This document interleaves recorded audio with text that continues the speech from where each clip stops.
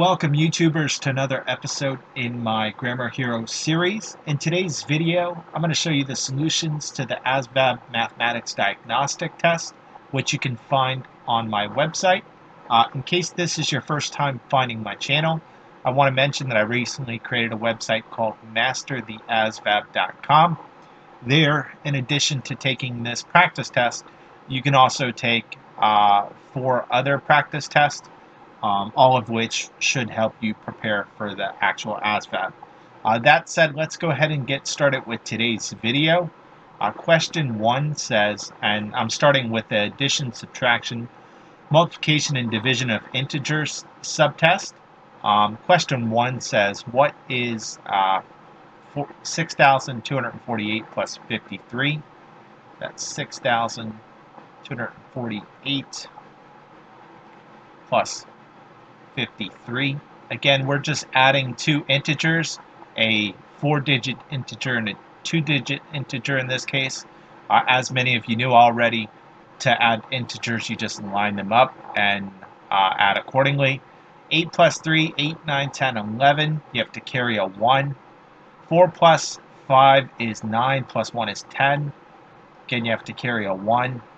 2 plus 1 is 3, nothing to carry.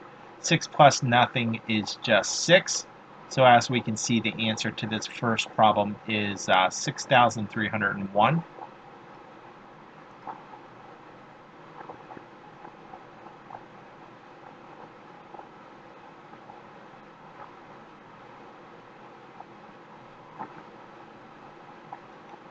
Okay, number 2 says, what is 1,283 minus 621?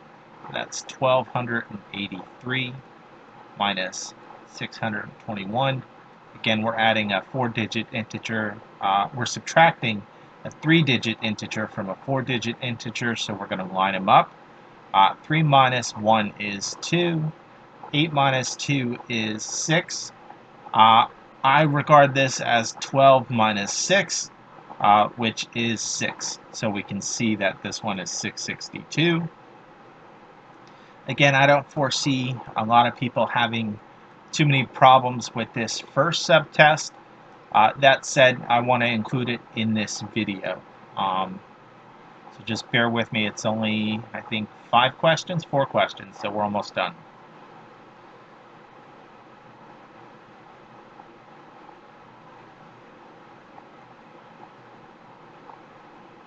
And if you don't mind, I'd like some feedback regarding the layout of my website in the comment section below. Feel free to let me know what you think. I personally like it, but then again, I made it. So again, any feedback about the website's design, I'd appreciate.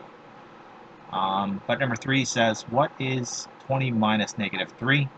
20 minus negative 3. You can't do minus minus. This actually becomes plus, and that is 20 plus 3, which is 23. Again, these are very fundamental addition and subtraction skills. I'll probably go back in soon and add more problems to this first part of the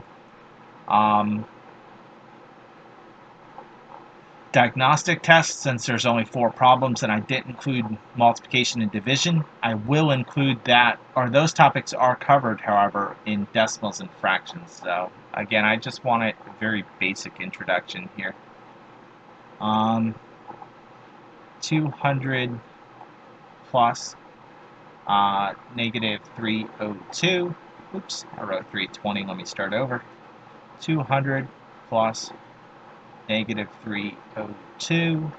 Again, you can rewrite this as 200 minus 302, and you should be able to see right away that that is going to be 102, which is right there, or negative 102, which is right there. The way you do this via subtraction is this. You put 302, my pen's acting up a little bit, bear with me. You do 302 minus 200, and since 302 is bigger than 200, we know it's negative. We know our answer is going to be negative. 2 minus 0 is 2.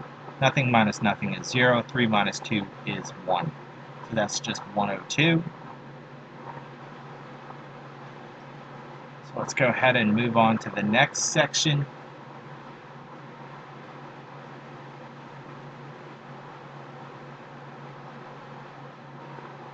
This next section is in regard to order of operations. So if you take a look, the very first thing I put in this diagnostic test is a formula sheet.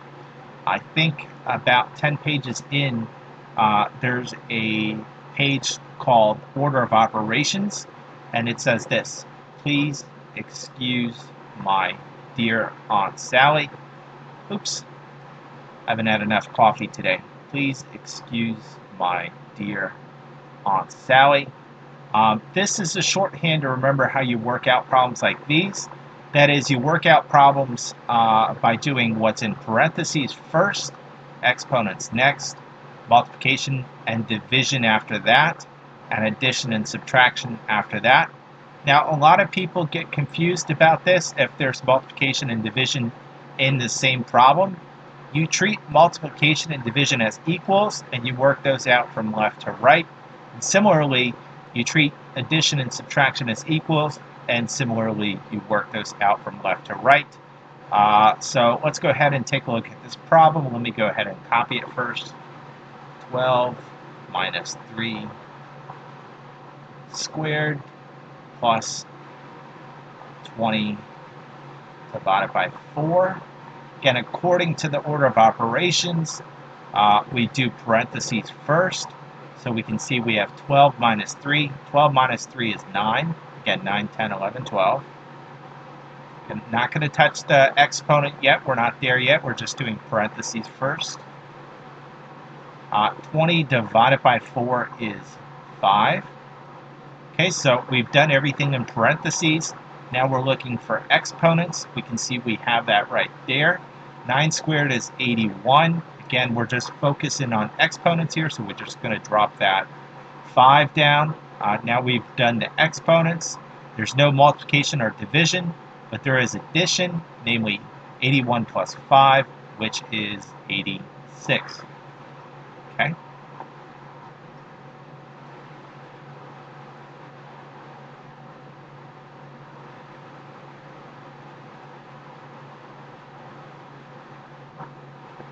Again, if you wanted to use the formula sheet as you worked out these problems, that's fine. Just bear in mind that at least 75% of what's on the formula sheet, you do have to commit to memory at some point. Okay, so again, we're working with the order of operations. So the first thing I want to write down is PEMDAS. Again, always write this down. That way you can just kind of refer to it. Don't try to, go use this from memory. Unless you have a really large memory, that's not going to work out for you. So 45 minus 5 divided by 2 minus 4 squared. Again, we got this jumbled equation, and PEMDAS tells us the order in which we're going to work it out. We look for parentheses first. We can see we have parentheses there. So we're going to do, as our first step, 45 minus 5, which is just going to be 40. And then we're going to copy everything else down. Since we wanted just to focus on parentheses, we cross that out. Now we're going to focus on exponents next. We can see that we have a squared there. So again, we're going to copy everything down. And I just dropped the parentheses. They're not needed at this point, so we can drop them. Divided by 2. 4 squared is 16, so this is going to be minus 16. We've taken care of exponents. Now we got division and subtraction. Right here's division, here's subtraction. Again, we do multiplication and division from left to right, and addition and subtraction from left to right. But division, of course, comes before subtraction. So we're going to do 40 divided by 2 as our next step. 40 divided by 2 is 20. Again, just bring down that minus 16. So that's out of the way. There's no addition, so the last thing we're going to do is subtraction. 20 minus 16 is 4. And that's the last thing we have to work out for this problem, which gives us our answer.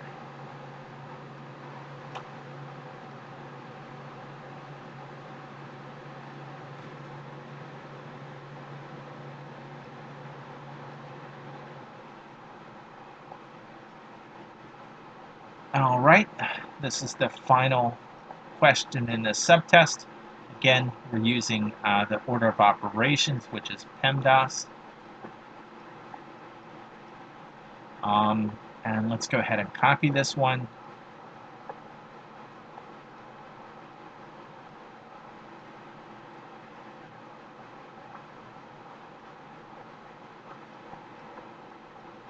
All right, so according to the order of operations, we do what's in parentheses first.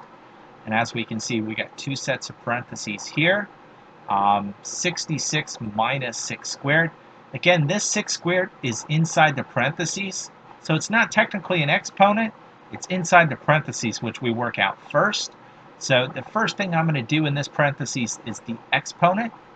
So I'm going to do 66 minus 36 divided by, and let's go ahead and work this one out. It's pretty easy. 17 minus 7 is just 10. 66 minus 36 is just 30. Again, divided by 10. We can drop the parentheses at this point. 30 divided by 10 is just 3. Again, we worked on parentheses first. We had two sets of them. And then once we got rid of the parentheses, the only thing we had left was division. So again, we did parentheses first, division next. Once you know that PEMDAS is how you work out order of operations, those problems are pretty simple.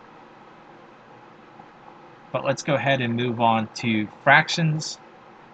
Let's go ahead and review it.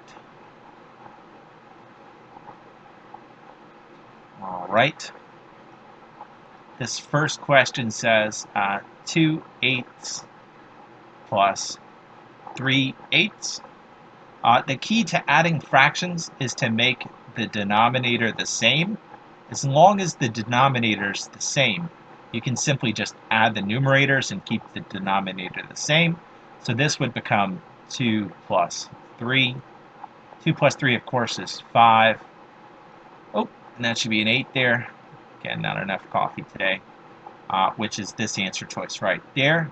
So again, in case you haven't dealt with fractions in a while, to add fractions and subtract fractions, you can do it as long as the denominator is the same, in which case you just add the numerators.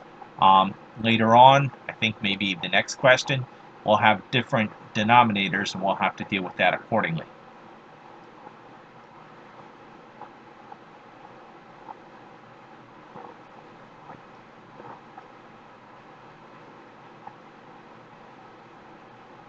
Oh, what'd I do?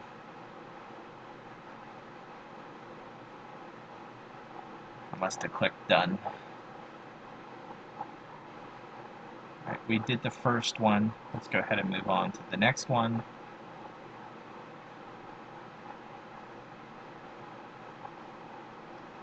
All right, number 2 says 4 1/7 plus 3/7. Again, this is 4 1/7 plus 3/7. Now, I'm going to show you two ways to do this one. We can pretend that there's a 0 here and go ahead and add accordingly. 4 plus 0 is just 4. And think about, let's go ahead and pull these down here. 1/7 plus 3/7. Again, the denominator is the same, so we can simply just add the numerators to make this 4/7. So this would be 4 and 4/7, which is right there. If you need more help on fractions, I do have a video on my website. I think it's about 30 minutes long. Not on my website, on my YouTube channel. That's about 30 minutes long, and I cover every single type of fraction you'll see. Okay, number 3 says 1/8 plus 3/4. Unlike the first two problems, we can see that the bases or the denominators are now different, and we can't just add straight across anymore. Again, to add fractions, you have to have the denominators the same. So we got to find a common factor of 4 and 8 to put them over a common factor. Well, I know 4 is a factor of 8, so I'm going to leave 1/8 the same. And to convert, or to put this fraction over 8, I'm going to multiply 4 by 2, since 4 times 2 is 8. What I do to the denominator, I do to the numerator. 4 times 2 is 8, 3 times 2 is 6. Now I can go ahead and add. 6 plus 1 is 7. And again, we just leave the denominator the same. And as we can see, that gives us 7/8.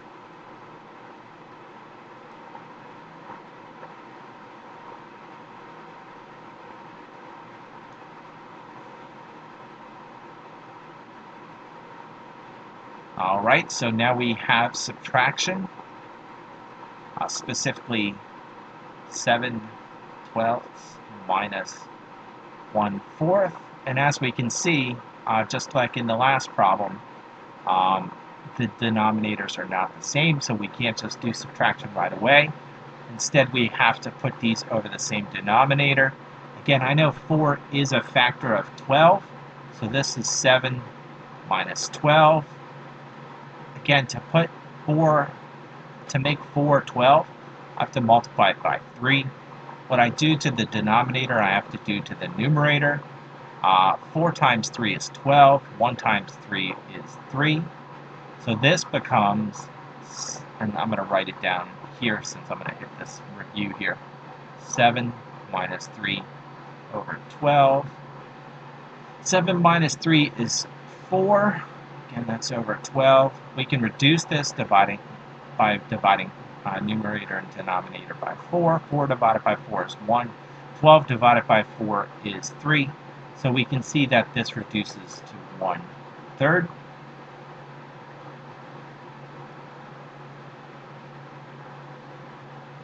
All right, let's move on.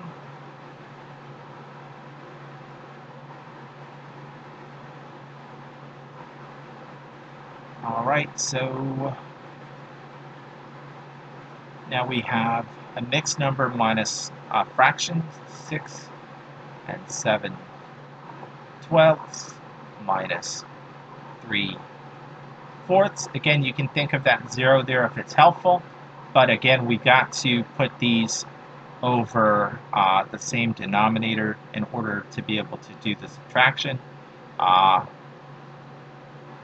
I know 4 again is a factor of 12, so I'm going to actually do, let me take a look at the answer choice here. Oh, I can't see it.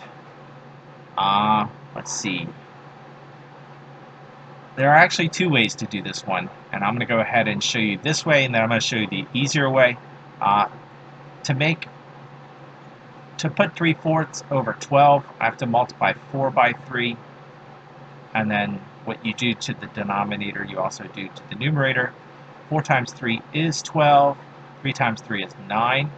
So we can see that this becomes 7 minus 9, which would be -2 over 12. So let's think about this. 6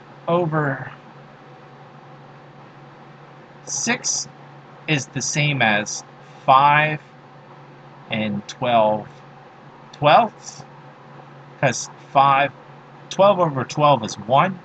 1 plus 5 is 6. So now I can work out this problem like this. -2 over 12. Again, there's a 0 here. So we know it's going to be 5. 12 minus 2 is 10 over 12. And let's go ahead and reduce this. 2 goes into 5 as well as 2 goes into 10 as well as 12, so we're going to divide top and bottom by 2. 10 divided by 2 is 5. 12 divided by 2 is 6. So this reduces to 5 and 5/6. That's one way to do this problem. The other way to do this problem is to convert this to a fraction. And to convert a mixed number to a fraction, you multiply these and then add it to this and then put it over 12. So let's go ahead and convert 6 and 7/12 to a fraction. Again, it's going to look like this. It's going to be over 12, so that's the first thing you want to identify. It's always going to have the same base. Then you do 6 times 12 plus 7. And this will make this mixed number a fraction. Again, 6 times 12 plus 7 over the same denominator. 12 times 6 is 72. 72 plus 7 is 79. So this is the same as 79 over 12. Now we can actually do, since we converted 3/4 to 9 over 12, we can do 79 over 12 minus 9 over 12, which gets you 70 over 12, which is in fraction form, not a mixed number. The reason I did it this way is because if you take a look at our answer choice, it's 70 over 12. So you have to know how to do this one both ways, and you have to be able to see that in some cases they're not going to reduce it for you. That's that one. Fairly difficult one. Alright, multiplying fractions is pretty straightforward. We have 1/2 times 2/9. To multiply fractions, you just multiply straight across. So this becomes 1 times 2 over 2 times 9. 1 times 2, of course, is 2. 2 times 9 is 18. Let's reduce by dividing top and bottom by 2. 2 goes into 2 one time. 2 goes into 18 9 times, so this becomes 1/9, which is right there. Again, to multiply fractions, you just multiply straight across and reduce accordingly.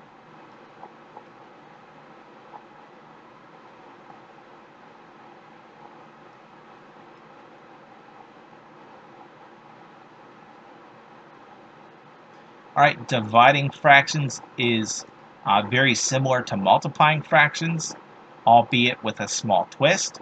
So this says 7/8 divided by 1/4. To divide fractions, you have to be aware of this little rule: keep, change, flip. You keep this top fraction here the same, so 7/8. You convert this from division to multiplication, like this, and then you flip this bottom fraction from 1/4 to 4/1. Now, I just showed you how to multiply fractions. You multiply straight across. This becomes 7 times 4 is 28. 8 times 1 is just 8. And now, as we can see, unlike that previous problem, they did reduce this for us. The way you put an improper fraction in, the way you convert an improper fraction into a mixed number is by doing long division. 28 divided by 8. 28 divided by 8. 8 goes into 28 3 times. You can see we already got the 3 there. 8 times 3 is 24. 28 minus 24 is 4.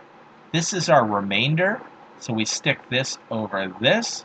So this is 3 4/8, which is the same as 3 1/2. So we just converted this to the mixed number of 3 1/2. Again, 4/8 can be divided by 4, which reduces to 1/2. So again, all fractions can be regarded as long division. This is 28/8, or it's 28 divided by 8, and we can use that to convert this improper fraction to mixed number.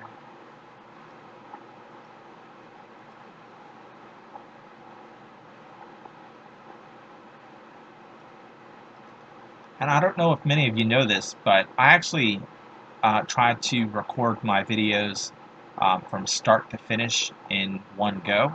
I don't really take any breaks as I do this. So again, this is kind of a realistic representation as to how this math is done.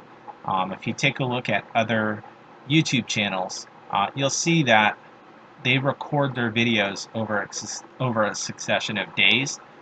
So if you watch what the person who's teaching is wearing, chances are it will change about 10 times in an hour-long video. I don't know if that's helpful or not. So this is 6 2/3 divided by 2 4/6. Again, we're doing division, albeit with mixed numbers. I don't like working with mixed numbers. They make life difficult. So before I do this one, and I want to use the keep change flip rule at some point, I'm actually going to convert these to improper fractions. That way I can just use keep change flip, and then I'll reduce it at the end. Again, to convert a mixed number to an improper fraction, you do 6 times 3, which is 18 plus 2. So this is 20 over 3. Again, 6 times 3 is 18, plus 2 is 20. You keep it over the same denominator. Divided by 6 times 2 is 12, plus 4 is 16 over 6. So now we can actually use the keep change flip rule to proceed. Again, you keep this one the same. 20 divided by 3. You change from division to multiplication, and then you flip this bottom fraction to be 6 over 16 instead of 16 over 6, and then you simply multiply accordingly. If you want it to reduce, you can reduce this by 1 and 2. Again, 3 goes into 3 one time, 3 goes into 6 two times. That's going to make the math a little easier. Now we just multiply straight across. 20 times 2, 1 times 16, I'm running out of space. 20 times 2 is 40, 1 times 16 is 16. And again, I bet they put it as a mixed number, so let's go ahead and do that. This is going to be 40 divided by 16. Again, to convert an improper fraction to a mixed number, you do long division. An improper fraction is simply a fraction in which the numerator is bigger than the denominator. 40 is bigger than 16, so we know this is an improper fraction. Now the question is, how many times does 40 or 16 go into 40 without going over? I'm going to say 4 times. It's not going to be 4 times, it's going to be 3 times. 6 times 3 is 18, carry the 1. And it might not be 3 times either.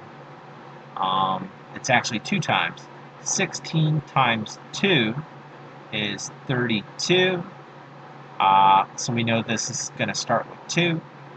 40 minus 32 is 8, so this is our remainder. Again, we take our remainder and put it over this to make the mixed number.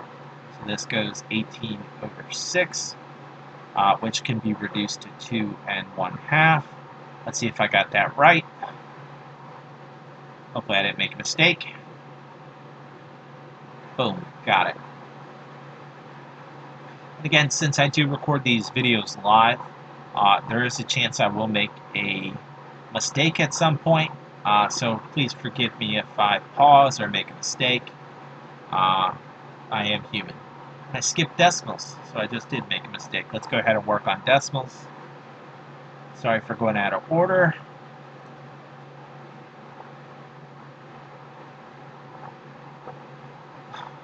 I probably figured that was a hard section, and in my mind just skipped it on accident. Alright, so let's go ahead and do number 1. 550.2 plus 123.45. 550.2 plus 123.45. Again, the key to adding decimals is similar to adding integers. You line things up and add accordingly. I'm going to add a 0 there as a placeholder. It's not going to affect anything. And the first thing I like to do when I add decimals is drop the decimal right in place. 0 plus 5 is 5. 2 plus 4 is 6. We dropped our decimal down. 3 plus 0 is 3. 5 plus 2 is 7. 1 plus 5 is 6. So this one is 673.65.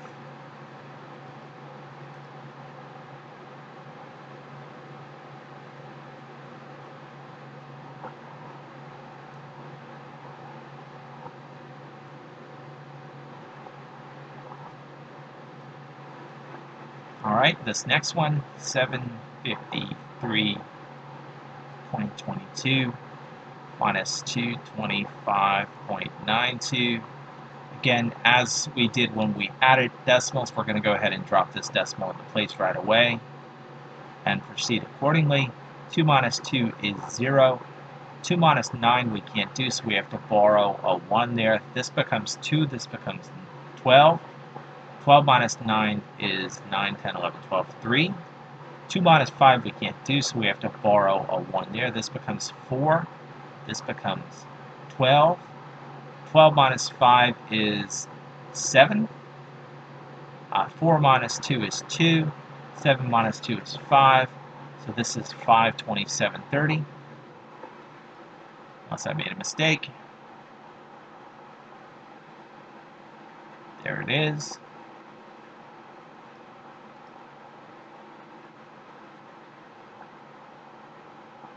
Alright, there's a trick to multiplying decimals. If you've watched my videos before, you probably know it already. This says 22.5 times 13.2.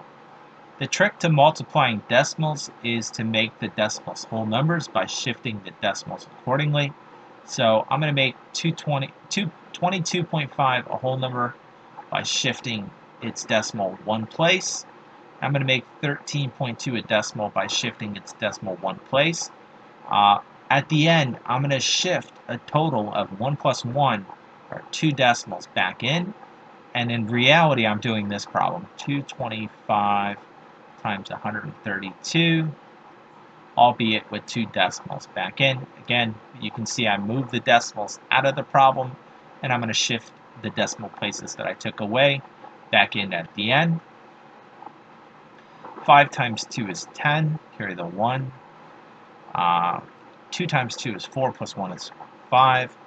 2 times 2 is 4. We have to add a 0 since we're starting with this number.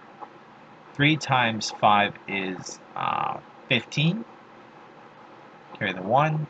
3 times 2 is 6, plus 1 is 7. 3 times 2 is 6. And let's go ahead and drop down a 0. We actually have to drop down 2 zeros since we're starting with this number. 1 times 5 is 5. 1 times 2 is 2. 1 times 2 is 2. So let's go ahead and add. 0 plus 0 plus 0 is 0. 5 plus 5 is 10, so we got to carry a 1. 5 plus 7 is 12. Plus 1 is 13, plus 4 is 17, carry the 1. 6 plus 2 is 8, plus 1 is 9. 2 plus nothing is just 2. Shift our 2 decimals back in, 1, 2. So we can see that this is just 297, which is right there. 2 more problems, and we'll be done with this section.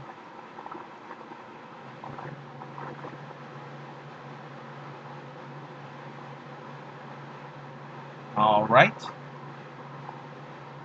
So we have, for this problem, 224 divided by 14.2. That is, we're doing a whole number divided by a decimal. There's a trick to doing these, as you can imagine. The trick is, if the decimal's outside the division bracket, you have to make this number a whole number. And when you shift this decimal out here, you also have to shift this decimal here correspondingly. That said, if we had this problem, since the the decimal is inside the division bracket, we wouldn't have to shift anything to do this problem. So in this case, the decimal's inside the division bracket, no shifting. If the decimal's outside the division bracket, this thing here, you have to shift the decimal accordingly. Since 14.2 is outside the division bracket, I have to shift it once to make it 142. This decimal's technically sitting right there. I have to shift that once to make that 2,240. And let me go ahead and rewrite this. We have, and I'm going to need some space to do this one. Where's my eraser? Let's see, we have 142 and 2,240. Again, by shifting these decimal places correspondingly, I do not have to add any decimal places back in at the end. I just work out this problem as it is, and I'll be good to go. So now the question is, how many times does 142 go into 2? It doesn't. It's too small. How many times does 142 go into 22? Doesn't. It's too small. How many times does 142 go into 224? It's one time. So 1 times 142 is 142. Subtract. 4 minus 2 is 2. We can't do 2 minus 4, so we have to borrow 1. This becomes 12. 12 minus 4 is going to be 8, 9, 10, 11, 12, 8. And 1 minus 1 is nothing. And we drop down this 0, of course. Now the question is, how many times does 142 go into 820? Now, as you take this test, you're going to come across situations where you have these big numbers that you may not be able to guess right away or figure out right away. But one thing you can do is this. You can round this up to 150 and this down to 800, and you can say, how many times does 150 go into 800? This kind of gives you a good estimation. 150, 300, 450, 600, 750. So I know 150 goes into 800 about 5 times. Therefore, I'm going to say 142 goes into 820 about 5 times without going over. Let's go ahead and see how close that gets me. 5 times 2 is 10, carry the 1. 4 times 5 is 20, plus 1 is 21, carry the 2. 5 times 1 is 5, plus 2 is 7. So that gets me to 710. If I were to add 142 to this, it would go over 820. And you can see that right there. Let's do it real quick. 2, 5, 8, which is no good. So we know that this is going to be 5. Again, 142 times 5 is 710. So let's subtract. 0 minus 0 is 0. 2 minus 1 is 1. 8 minus 7 is 1. Now the question is, how many times does 142 go into 110? It doesn't. It's too small. So I have to add a 0 here. When I add this 0 here, I have to put a decimal right there. Now the question is, how many times does 142 go into 1100? Again, I'm a little bit lazy, so let's do 150, and let's do, we can try to get it to 1100. Again, I'm just trying to approximate how many times 111 goes into 1100 without going over. Using mental math, this will speed you up in the end. Again, 5 gets us to 750. 6, therefore, gets us to 900. 7 gets us to 1050. So 7 gets us to 1050. Let's go ahead and see what 7 gets us times 142. 2 times 7 is 14. Carry the 1. 7 times 4 is 28, plus 1 is 29. Carry the 2. 7 times 1 is 7, plus 2 is 9. We can see that gets us pretty close. If I were to add 142 to 944, 6, 3, 1136, which is too big. So we know this is going to be 7, and that's going to be 994. Let's go ahead and subtract. Good, we're still... Is my microphone? Yep, my microphone's still working. I would hate to record a long video and not have my mic working. Let's see. 4 minus 0 we can't do. And by the way, now that we've gotten this far, we can actually see what our answer choice is going to be. So as soon as you get enough information to solve the problem, you can stop working it out and just select the right answer choice and move on. But since I'm showing you log division, let's go ahead and keep working this out. Just one more step. 4 minus 0 we can't do. 9 minus 0 we can't do, so we have to borrow a... Let's see, we're going to borrow a 1 there. This becomes 10. Then I have to borrow 1 more. This becomes 10. I have to borrow 1 more, and this becomes 10. 10 minus 4 is 6. 9 minus 9 is 0. 9 minus 9 is 0. 1 minus nothing is 1. So we can see that this is 1106. I already know that 7 will get me 994, which is very close.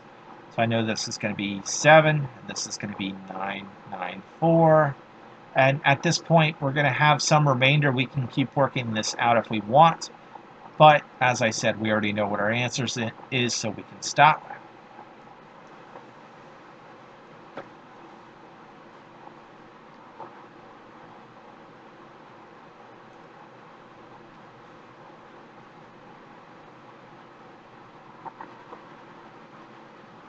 All right, another division problem. Wonderful.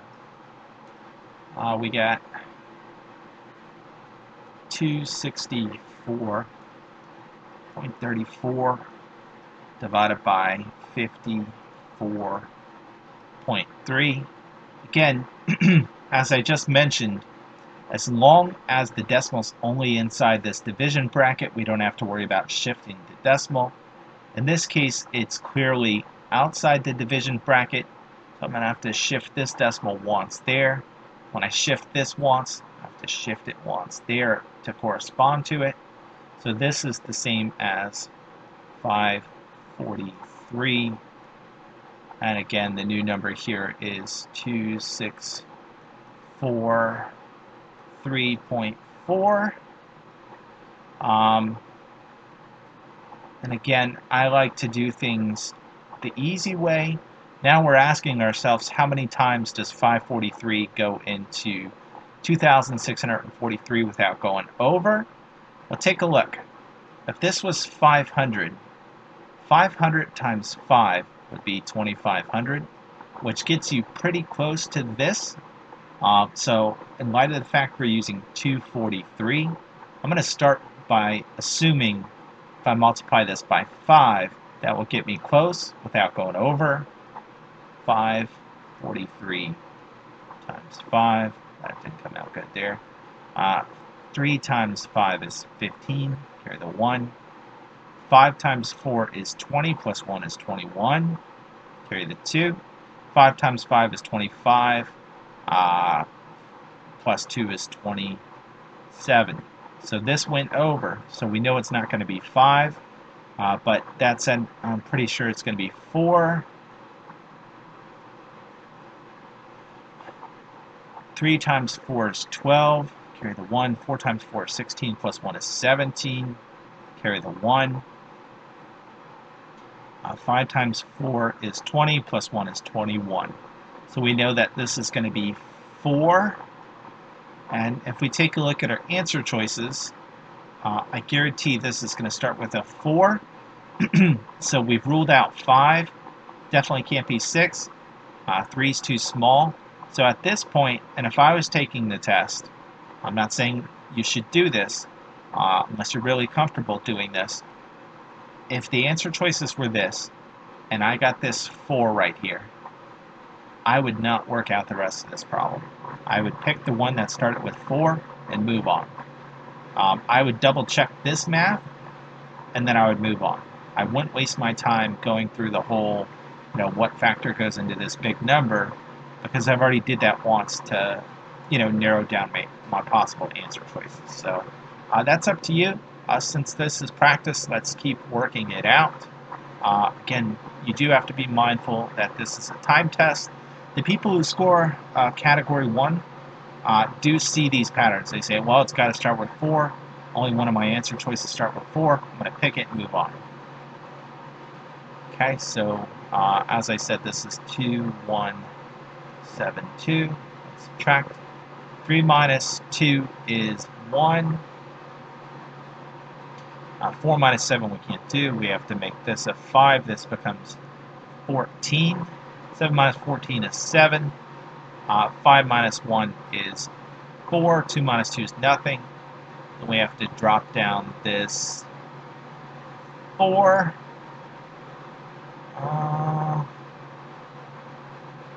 And then, again, when you do division with the decimal inside the bracket, you just move the decimal right up there.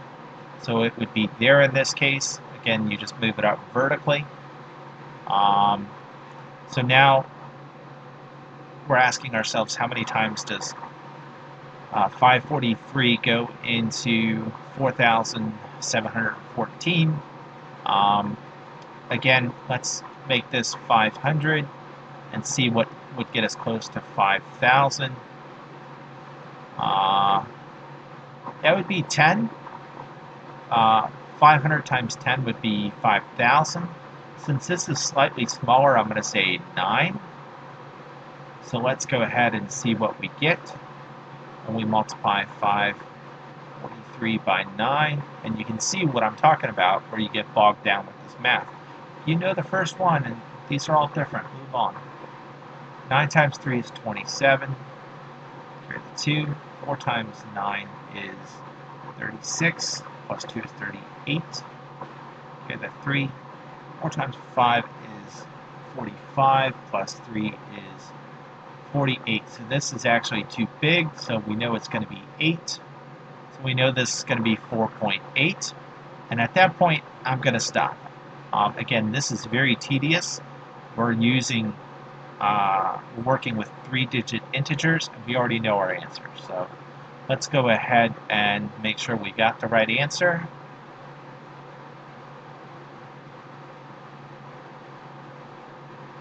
.87. Okay, so I could have kept working that out. You can keep working out long division infinitely if you want, but again, get your answer, know it's correct, move on. All right, so that's it for this section. Let's go ahead and move on to percentages.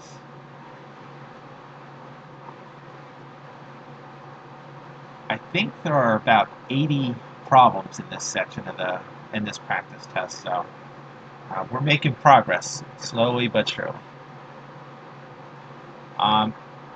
What is 70% of 32? Again, you have to know that 10% is represented as 0.1, 5% is represented as 0.05, 30% is represented as 0.3. You have to be able to go back and forth between percents and decimals, because to do this problem, to find 70% of 32, take 32 and you multiply it by 0.7. Again, we're multiplying a whole number by a decimal, so we're going to shift this decimal place one time accordingly. This is 32 times 7, albeit with one decimal to move back in at the end. 2 times 7 is 14. Carry the 1. 3 times 7 is 21, plus 1 is 22. Shift our decimal back in once. We can see that this is 22.4, which is right there.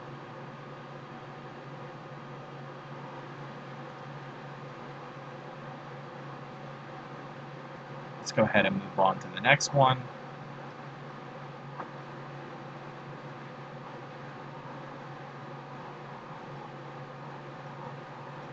All right, so number 2 says 6% of x equals 36. What is x?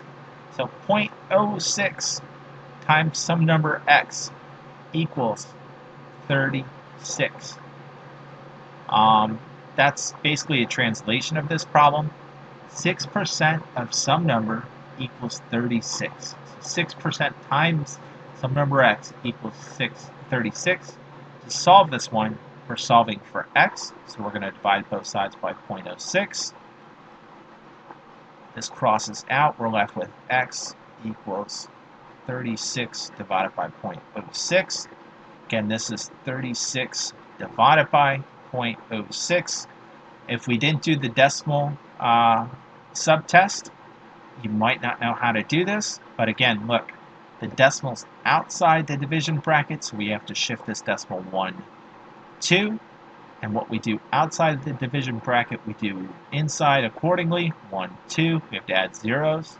So this becomes, instead of 0.06, 36 divided by 0.06, this becomes 3600 divided by just 6, which is this. There's a quick way to do this. I'm not going to work this out the long way.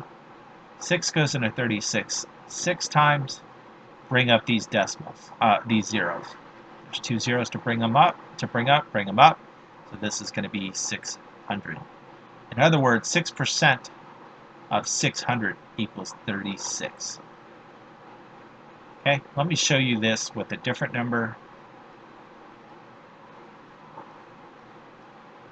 Let's do this one mentally. 5 goes into 25 5 times. Just bring up these 2 zeros and you're done. Okay, so that was that one. Again, percents, decimals, and fractions are all interrelated, which is why I put this section after those two topics. 15 over 18 is equivalent to what percent? So 15 over 18. Again, you can regard this as a fraction or division. 15 divided by 18. Before I do this division, I'm actually going to reduce this by a factor of 3. 15 divided by 3 is 5. 18 divided by 3 is 6. So this is going to make the long division easier. 5 divided by 6. Again, 6 doesn't go into 5, so we have to add a 0. When we add this 0, we bring a decimal up there. 6 goes into 50, I'm going to say 8 times without going over. 6 times 8 is 48. Subtract 50 minus 48 is 2, add a 0. 6 goes into 23 times without going over. 6 times 3 is 18. Subtract 20 minus 18 is 2, add a 0. 6 goes into 23 times without going over, so we can see that this is going to repeat. So this is the same as 0.83 repeat it, which is hopefully an answer choice. Right there, 83%.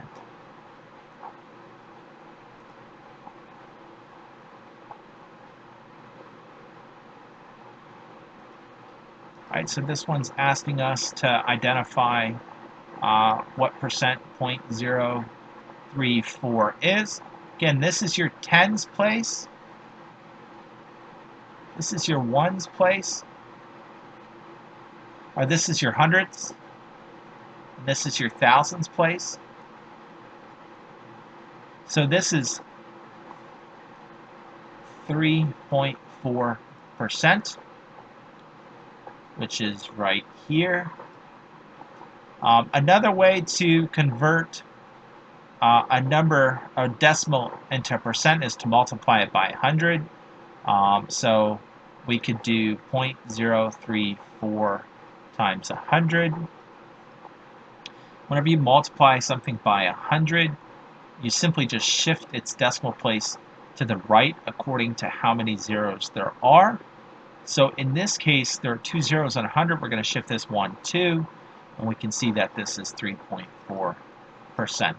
So either recognize that this is your hundreds place, this is your thousands place, and be able to convert that way, or to convert every decimal to a percent, you multiply it by 100, which basically means you just shift its decimal place accordingly, 2 times to the right. Again, 1, 2, 3.4%.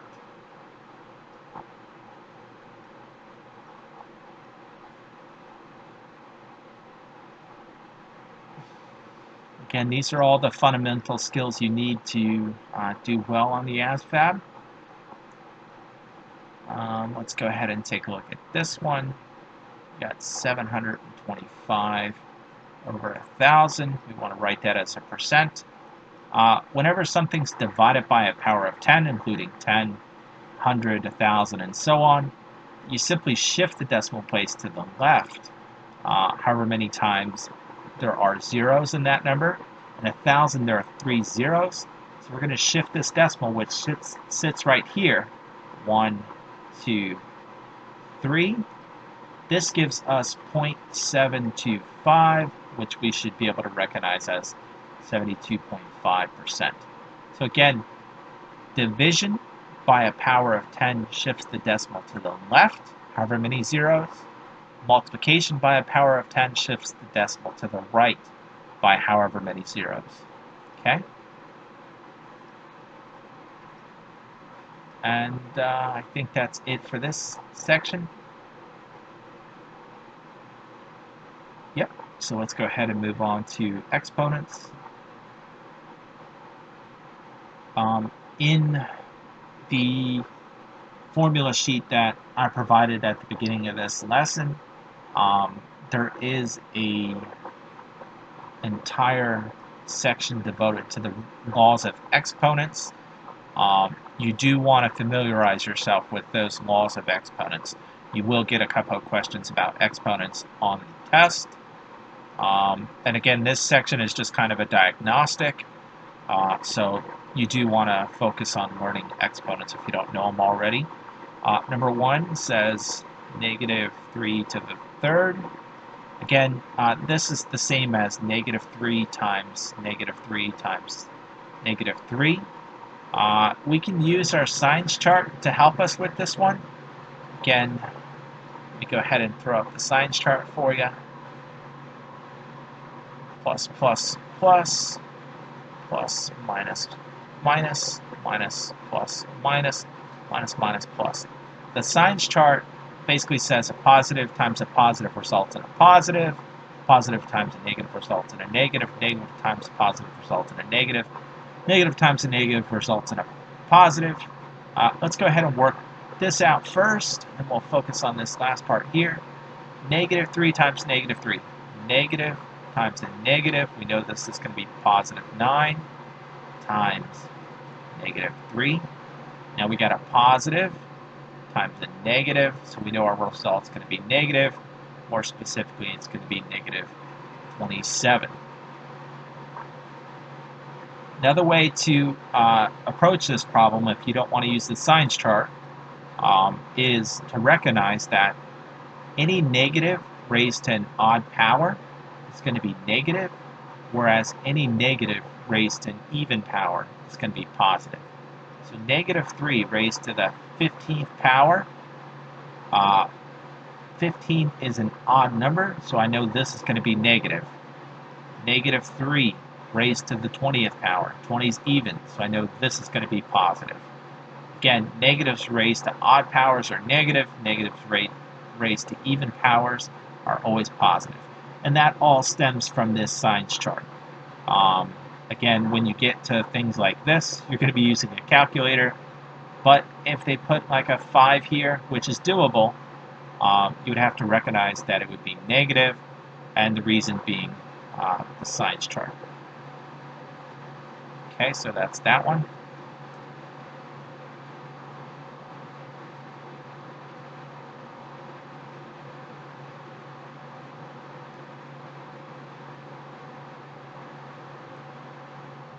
All right, 10 to the third. Again, we have a positive, so 10 to the third. Oops, getting a little worn out by this diagnostic test here. 10 to the third is the same as 10 times 10 times 10. 10 times 10 is 100. 100 times 10 is 1,000.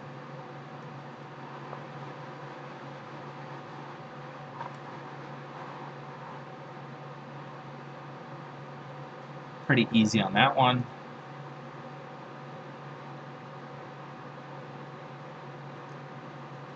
All right, so now we get to apply something I just mentioned, negative 8 squared. Again, we have a negative to a positive power. This is negative 8 times negative 8. Negative times a negative is going to be positive, positive 64. And a negative raised to an even power is going to be positive.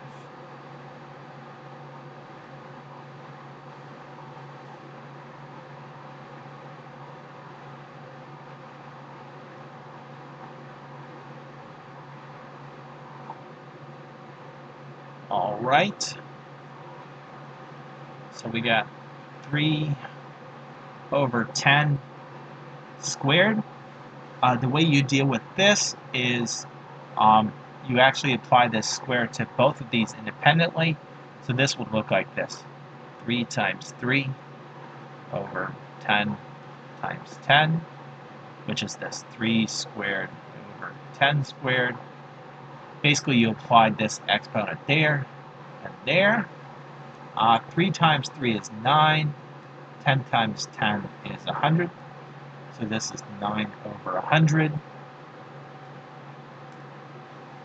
Again, all this information should be in that formula sheet. And I'm sure you can find other practice tests that are devoted just to exponents. All right, this one's a little tricky. 1/2 to the negative 4. So again, this exponent applies to the 1 as well as the 2. So this is 1 to the negative 4, 2 to the negative 4. The trick to doing this one is this. You can't have something raised to the negative power. It's just a rule. Instead, you have to rewrite it by bringing it into the numerator or the denominator accordingly. 1 to the negative 4 is the same as 1 to the 4th. And you can see by bringing this to the denominator, it became positive. 2 to the negative 4th, again, we can't have a negative in the exponent. So we have to bring this to the numerator, which becomes 2 to the 4th. 1 to the 4th is just going to be 1. Again, 1 times anything is 1. 1 times 1 times 1 times 1, which is 1 to the 4th. It's just going to be 1. 2 to the 4th is 2 times 2 times 2 times 2. 2 times 2 is 4, times 2 is 8, times 2 is 16, so this is 16 over 1. Anything divided by 1 is just itself, so this is just 16.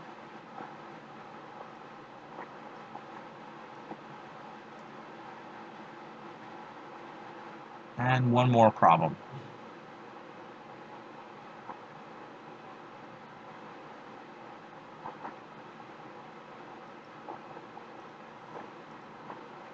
We have 2z to the 5th. I know my 2 looks like a z, just bear with me. Cubed. So let's go ahead and work this out. Again, this applies here as well as here, that is to the 2 and the z. So this becomes 2 to the 3rd. Now, according to that formula sheet, when you have something raised like this, which we have here, z to the 5 to the 3rd, again, a to the m to the n, you simply do this, a to the n times m, so this is going to be 2 to the 3rd times z to the 5 times 3. 2 to the 3rd is 8. Z 5 times 3 is 15. Okay. Again, you had to know this law of exponents to be able to do this one. But it should be pretty clear based on what I did here. Again, this is a z, not a 2. There we go. Now that's a z. Let's fix this one. There you go. One more.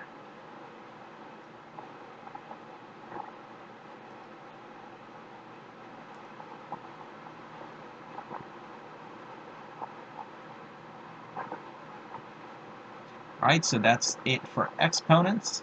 Let's go ahead and work on some algebra.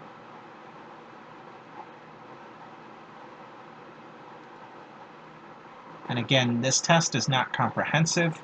It's just designed to really test your understanding of those basic skills that you need to do most of the problems on the ASVAB.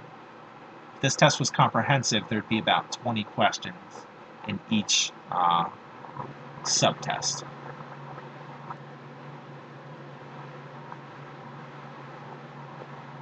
All right. Number 1 says if 2 plus x is greater than or equal to 8, what is the value of x? So we have an inequality and we have to solve it. The first thing I'm going to do is move this 2 to this side by subtracting it from both sides. Again, the goal is to solve for x, that is to get x by itself. This becomes x is greater than 8 minus 2 is 6. And now we have to see that this says x is greater than or equal to 6, greater than or equal to 6, which is right there. So we are done with this one, pretty simple. If you wanted to put this one on a number line, you could. Let's do 3, 4, 6, 7. This greater than or equal to means you include the 6 with the closed dot. It's everything greater than 6, so it's all these numbers greater than 6.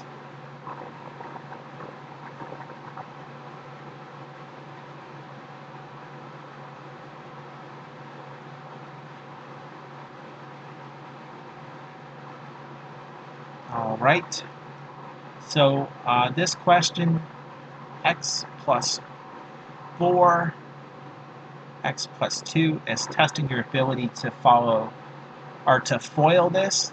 That is, you're going to multiply this x there and there. You're going to multiply this 4 here and here. That's the small algorithm you follow to do this problem. And x times this one and this one, 4 times this one and this one. And let's go ahead and work that out. X times x is x squared. X times 2 is 2x. X times, or 4 times x is 4x. And 4 times 2 is 8. Okay. Now we can reduce this by combining these like terms. X squared, 2x plus 4x is 6x plus 8, and we are done. Let's see if that's the correct answer choice. It should be this one right here. Let's see.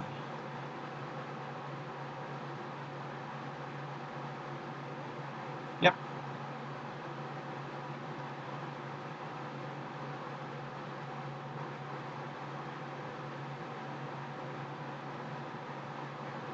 All right.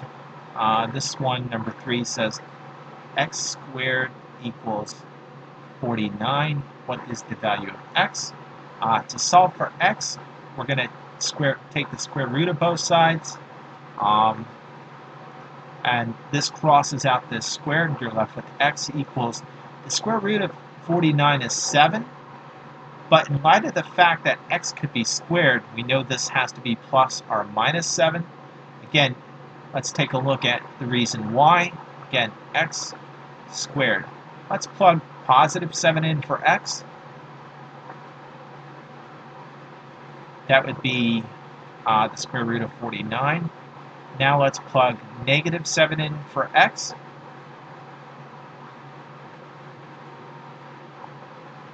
I can write it. Negative 7 squared. Again, it's a negative raised to positive power, or an even power, so we know that's going to be positive. So this is also square root of 49. So we know that this answer is plus or minus 7, which is this bottom one right here. Can't see it right now. That's that one.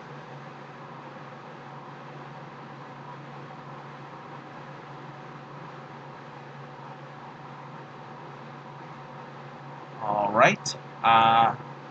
Again, we're combining like terms here. 6x plus x is just 7x.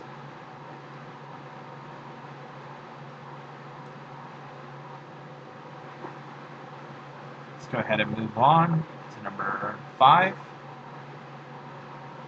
And again, for the most part, you really only have to be able to solve one-step equations on the ASVAB, and you might have some very basic factoring to do, like this problem, x squared plus 5x plus 6. Again, we got to factor this. So in other words, we got to find two factors that multiply to 6 but add to positive 5. And since this is just x squared here, we know this is going to be x and x. It's going to be plus 3 plus 2. Again, 3 times 2 equals 6. 3 plus 2 equals 5. Okay, so this is a pretty easy factoring question. And you may see that on the ASVAB.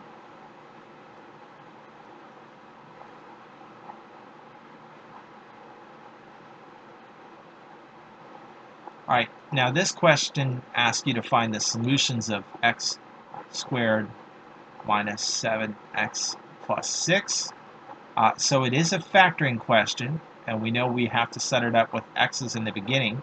Now we're asking ourselves, what two factors multiply to negative 6 but add to negative 7? It's going to be negative 1 and negative 6. Let's see. Yep. Again, negative 1 times negative 6 is positive 6. Negative 1 plus negative 6 is negative 7. But since it wants us to find the solutions of these, let's go ahead and do that. Again, we're going to let x minus 1 equals 0. We're going to let x minus 6 equals 0. Now we're just solving for x. We're going to add 1 to both sides. This is going to be x equals 1. Add 6 to both sides. This is x equals 6. Okay? So let's go ahead and take a look.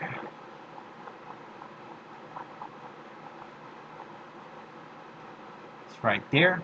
An easier way to do this problem, especially if you're not good at factoring, is to take these and plug them in for x and see if the equation's true. So take 1 and 6 and plug them in for x to see if it's true. Let's go ahead and do that. And this is another way to check your work. So I'm going to take 1, plug it in for x in this equation. And again, I'm checking to see if this is going to equal 0. 1 squared minus 7 times 1 plus 6 equals 0. 1 squared is 1 minus 7 plus 6. 1 minus 7 is negative 6 plus 6 is 0. So this is 0 equals 0. We know that's a true statement, so we know that one works. Let's go ahead and let x equal 6. 6 squared minus 7 times 6 plus 6 equals 0. Again, we're checking to see if the statement's true. I just plugged 6 in for x in this equation. This is 36 minus 42 plus 6 equals 0. 36 plus 6 is 42. 42 minus 42 is 0. So So this is 0 equals 0, which is also true. So we know, in fact, those are the two solutions of this equation.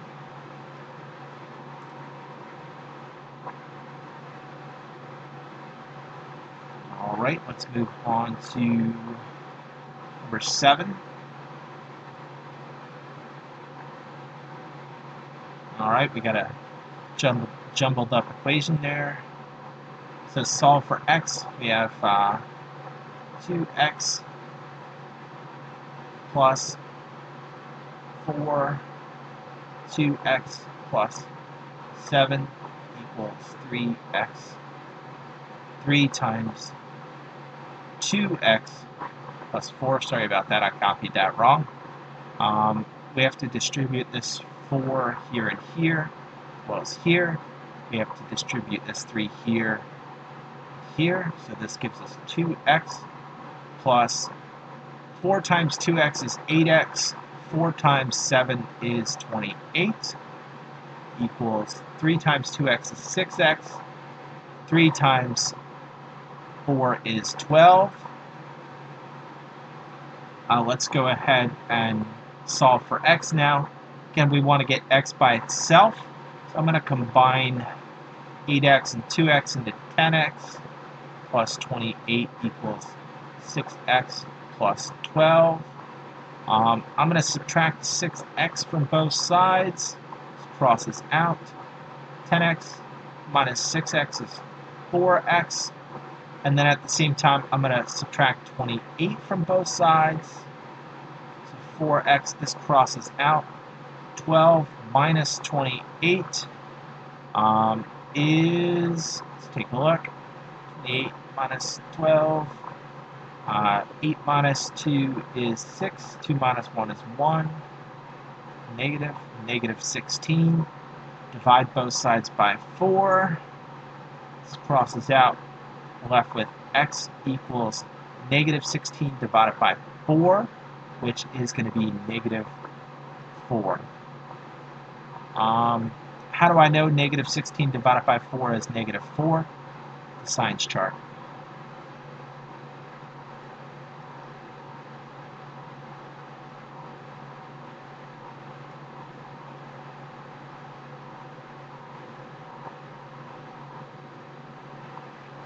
Again, we have negative 16, which is negative, divided by positive 4. So we know our result's going to be negative. Again, the signs chart works for multiplication as well as division. Again, we had negative 16 divided by positive 4, so we know that's negative 4.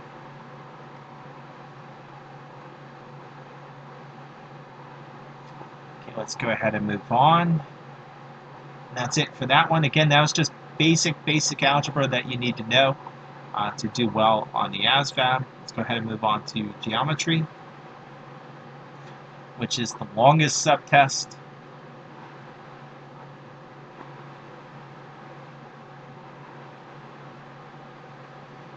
All right, and this is going to require you to memorize the most formulas. So in many cases, in this subtest, I'm going to say you need to know this formula. So number 1 says, if a circle has a radius of 15 feet, I like to draw circles. Radius is halfway across the circle, 15 feet. What is its circumference? Use 3.14 to pi. So we've got to know the circumference formula is pi, 2 pi r. Circumference, again, there's two formulas for circumference. Circumference is pi times diameter, or circumference equals 2 pi r. You can use either one of these when finding the circumference. Since we're given the radius, I'm just going to use the radius and plug it in accordingly. 2 pi, the radius is 15, we're told. Circumference equals 2 times 15 is 30 pi. We're told to use 3.14 for pi, so this becomes circumference equals 30 times 3.14. 3.14 times 30 is this. Again, we're doing decimal multiplied by a whole number, so we got to shift this decimal to the right 2 times, and we'll add those decimals back in. So in reality, we're working out 314 times 30, albeit with 2 decimals to shift back in. 4 times 0 is 0, 1 times 0 is 0, 3 times 0 is 0. We're starting this 3, so we have to add a 0 to start. 4 times 3 is 12, carry the 1. 1 times 3 is 3, plus 1 is 4. 3 times 3 is 9. Let's add. 0 plus 0 is 0. 0 plus 2 is 2. 0 plus 4 is 4. 9 plus nothing is 9. So shift our 2 decimals, 1, 2. We can see that this is 94.2, which is right there. Again, a formula you need to know is circumference. I'm pretty sure the next question is going to be on area. So let's see. Yep. Number 2, if a circle has a radius of 6 feet, what is its area? Use 3.14 for pi. We have a circle, has a radius of 6 feet. Again, a radius is halfway across the circle. What is its area? The area of a circle only has one formula, which you need to know, pi r squared. Okay? And now that we've identified the correct formula, we can plug things in accordingly. Pi, now I don't like throwing pi as 3.14 into the end. Radius is 6, and that's squared. Area equals pi. 6 squared is 36. Area equals 3.14. Again, 3.14 is pi times 36. So now we got to work this out to get our area. 3.14 times 36. Shift our decimal over 2. So we're doing 314 times 36, albeit with 2 decimals to add back in at the end. 4 times 6 is 24. Carry the 2. 6 times 1 is 6. Plus 2 is 8. 6 times 3 is 18. Bring down a 0 since we're starting this number. 3 times 4 is 12. Carry the 1. 3 times 3 is 1, plus 1 is 4. 3 times 3 is 9. Let's add. 0 plus 4 is 4. 8 plus 2 is 10. Carry the 1. 8 plus 4 is 8, 9, 10, 11, 12. Plus 1 is 13. Carry the 1. 9 plus 1 is 10. Plus 1 is 11. Bring our 2 decimals back in. This is 113.04, which is right there. We can put it there if we want.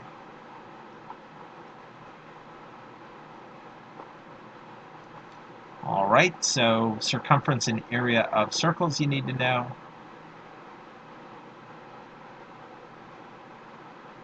Area of a triangle you need to know. If a triangle has a height of 6 and a base of 14, what is its area? So the area of a triangle is 1/2 equals base times height. In this case, we're given the base as well as the height, so we can just plug those in accordingly. 1/2, we're told the height is, or the base is 14 and the height is 6.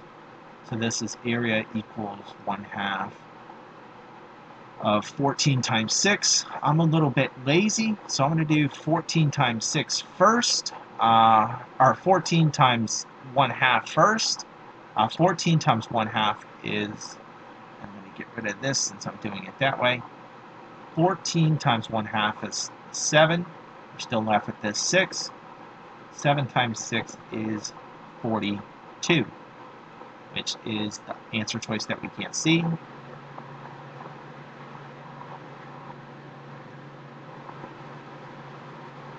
Right there.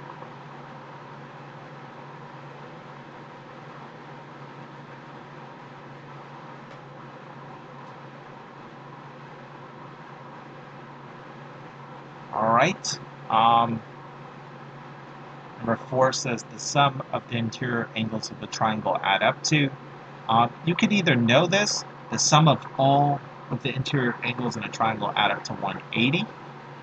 You might know that already, but in case you had to apply this knowledge to another shape, you can use this formula. The sum of the interior angles of any shape is equal to 180 times n minus 2, where n refers to the number of sides that that shape has.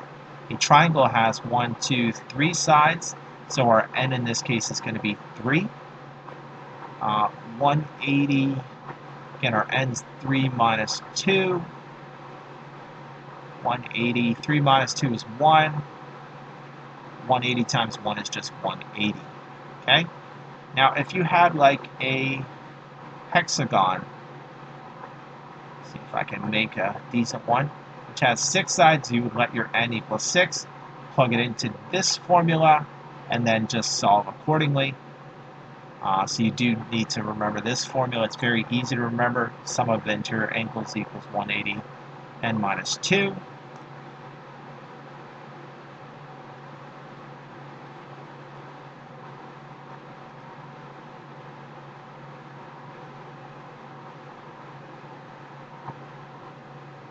Okay.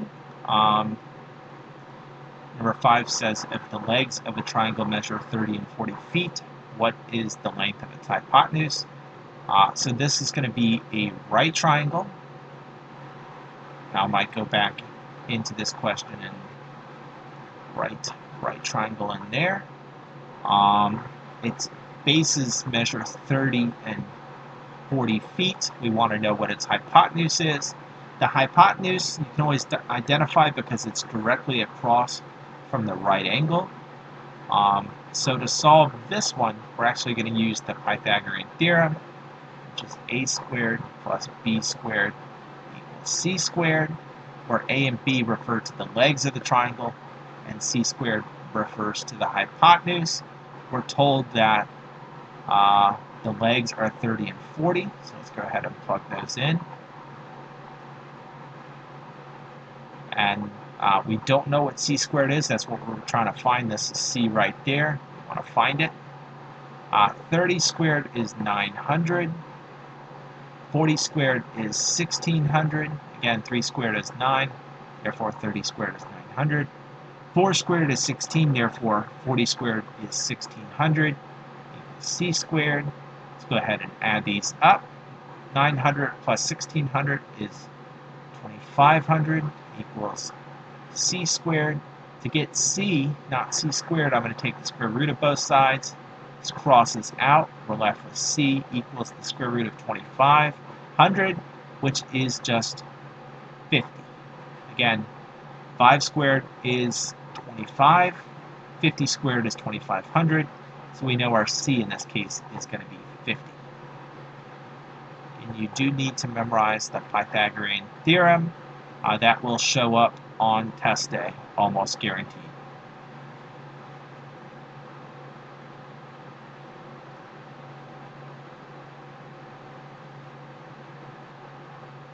All right, and again, a lot of the equations in that mathematics formula sheet that I gave you in this course are in regard to geometry. You do need to memorize most of those formulas. Typically, you only need to memorize the area of a triangle and the hypotenuse of the triangle, the Pythagorean theorem. You don't have to memorize like isosceles triangles or anything like that. So those formulas are in that sheet. You can just cross those out. Chances are you're not going to see it. Right, what is the area of a rectangle that is 50 feet wide and 60 feet long? Again, this is 50 feet, 60 feet. We have to know that the area of a rectangle is found by length times width. We know the length is 60, the width is 50. 5 times 6 is 30, therefore 50 times 60 is 300. So we know that the area is going to be 500 or 300 feet squared. This says cubic. That's a mistake. I'm going to go fix it. It should be 300 feet squared, not cubic. Sorry about that. So let me go ahead and move on. Again, area of a rectangle, length times width. You do need to know that one.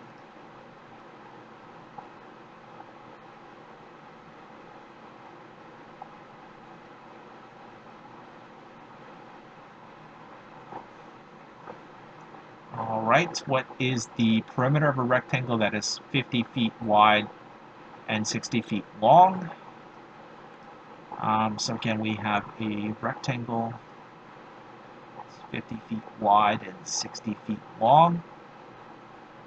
To find the perimeter of any shape, you simply add up all the sides.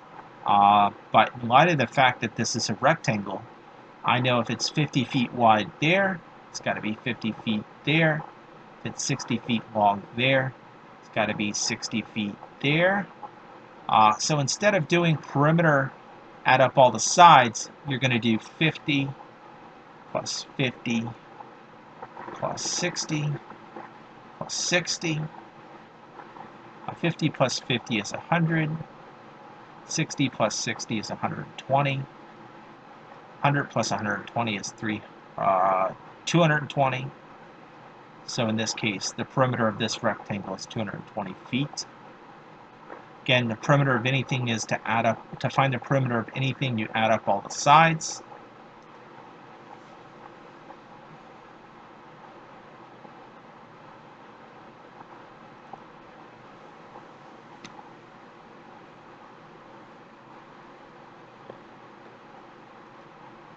Number 8 says, what is the volume of a rectangular prism that has a length of 10 inches, a height of 6 inches, and a width of 4 inches?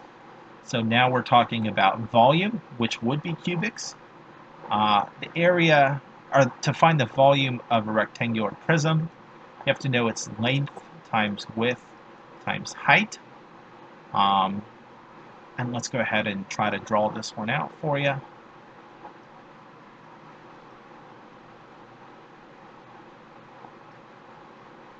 And this is a rectangular prism. We know it's got a length of 10, so this is 10. It's got a height of 6 and a width of 4.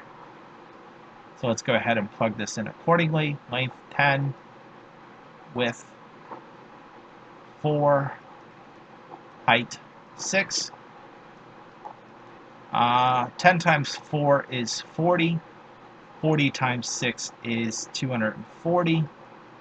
And again, this is inches cubed since we're dealing with volume. Again, area is squared.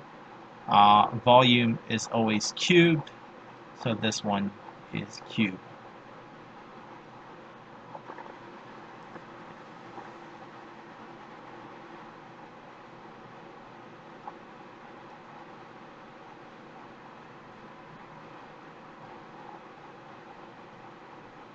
All right, this is the volume of a cylinder, which looks like this.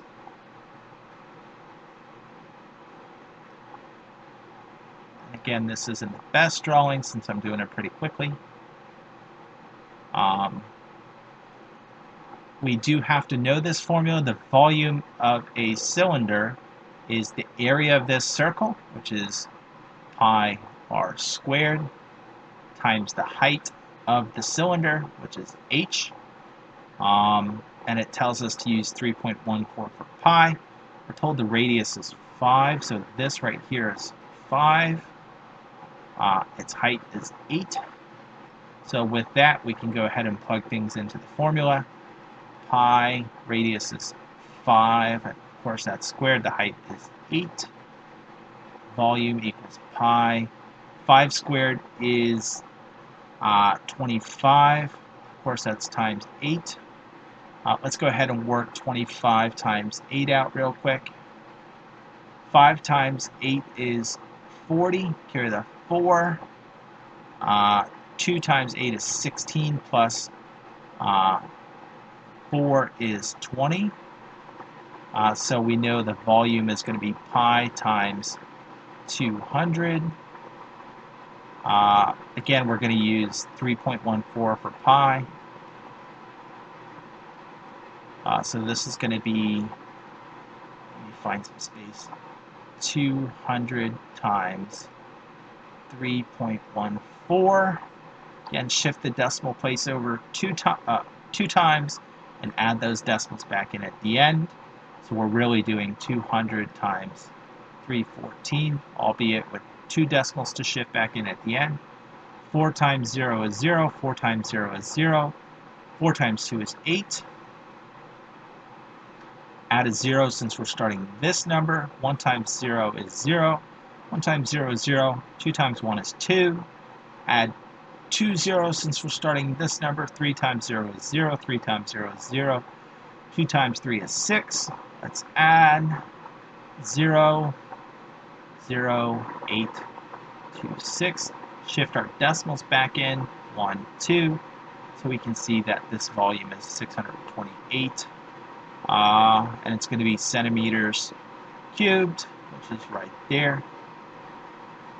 Again, this is one you probably do need to remember. It's very easy to remember. The volume of a cylinder is the area of the circle, and the area is this whole thing, times the height of the cylinder. As you get into upper level math classes like Calculus 2, it's kind of expected that you memorize these formulas, because then you do all sorts of crazy things with them.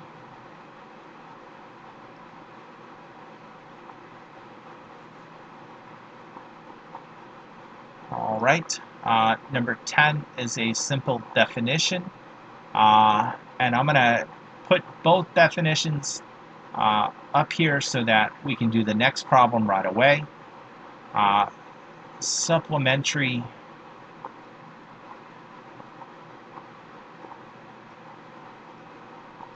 angles always add up to 180 degrees, which is a straight line. So if this is angle 1 and this is angle 2, and I asked you to identify what type of angles they were, I would say that these are supplementary angles, since when they're added together they form a straight line of 180 degrees.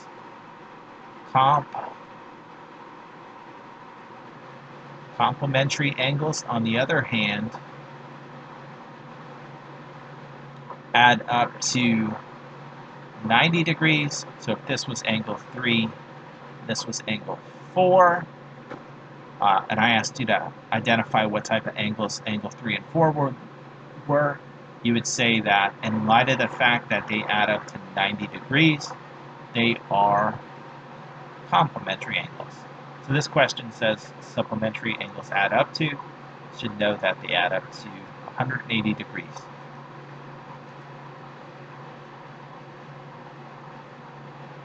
All right, so with that explanation out of the way,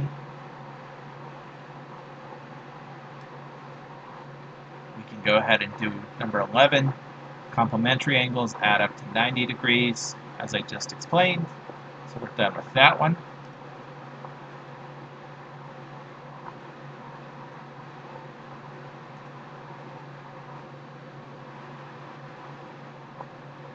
Alright, the sum of the interior angles of a hexagon add up to. Again, a hexagon has 1, 2, 3, 4, 5, 6 sides. And again, earlier I showed you this formula. S equals 180 n minus 2, where n refers to the number of sides in a shape. Hexagon has 1, 2, 3, 4, 5, 6 sides. To find the sum of the interior angles of any shape, use this formula. And again, n refers to the number of sides, so let's go ahead and plug this in. 180, hexagon has 6 sides, minus 2. 180, 6 minus 2 is 4.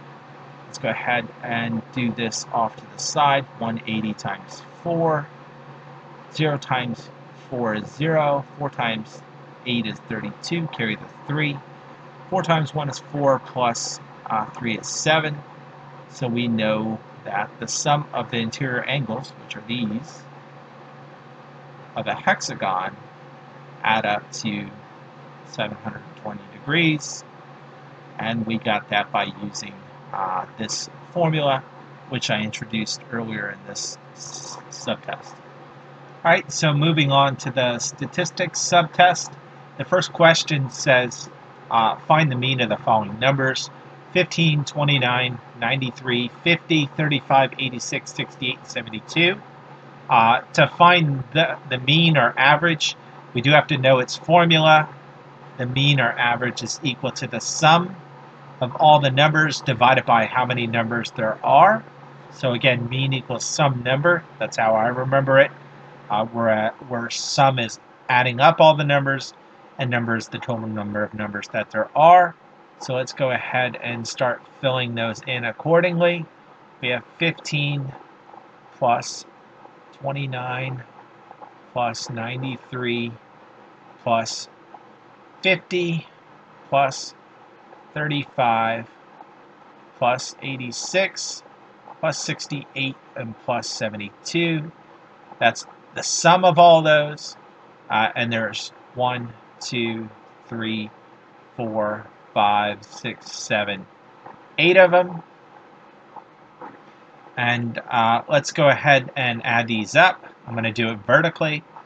15, 29, 93, 50, 35, 86, 68, and 72. Chances are you'll find that a lot of the problems on the ASVAB are pretty easy, but the ASVAB likes to put stuff that's challenging like this to do just to see if you're going to work your way through it and deal with it. Let's go ahead and work this out accordingly. 8 plus 2 is 10. 6 plus 5 is 11. 5 plus 9 is 14. Plus 3 is 17. So we have 11, 17, and 10, which is 7 plus 1 is 8. 38. So we drop down an 8 here. We bring the 3 up here. Okay, let's go ahead and add these up. 7 plus 6 is 13. 8 plus 3 is 8, 9, 10, 11. 9 plus 5 is 14. 2 plus 1 is 3 plus 3 is 6. So this is 14, 11, 13, and 6. 6 plus 4 is 10. 10 plus 4 is 14. Carry the 1. 1 plus 1 plus 1 is 4. So this is 448. So let's go ahead and keep working this out. And let me get rid of this. Let me fix this a little bit. This is 448 divided by 8. 448 divided by 8 is long division, namely this. 448 divided by 8. 8 goes into 44 5 times without going over. 5 times 8 is 40. Subtract. 44 minus 40 is 4. We drop down this 8. 8 goes into 48 6 times. So we know that the mean of all these numbers is 56. A lot of work, nothing too hard. The place you would have made a mistake is right here. If you haven't done long division in a while, you might have made a mistake there as well. So again, nothing too hard on the ASVAB, just a lot of very fundamental things that you have to be able to do.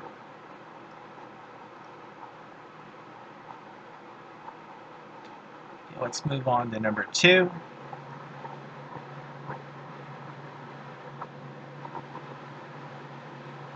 All right. This is a pretty typical question on the ASVAB. Number 2 says Jose wants to earn 88% in his chemistry class. He has one quiz left to take. On the first 5 quizzes, he received a 74, 92, 83, 98, and 100. What must he score on his 6th and final quiz to earn an 88 average in the class? So again, we're working with averages or means. We just talked about that formula. It's the sum of all the numbers over however many numbers there are. In this case, let's go ahead and start filling this in, and I'm actually going to do it down here so I can have some space. Mean equals, you got a 74, a 92, 83, 98, and 100.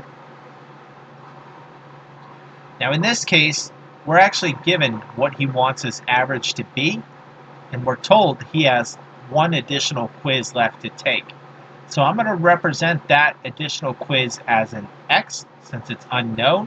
We want to find out what he must score to average an 88 in the class.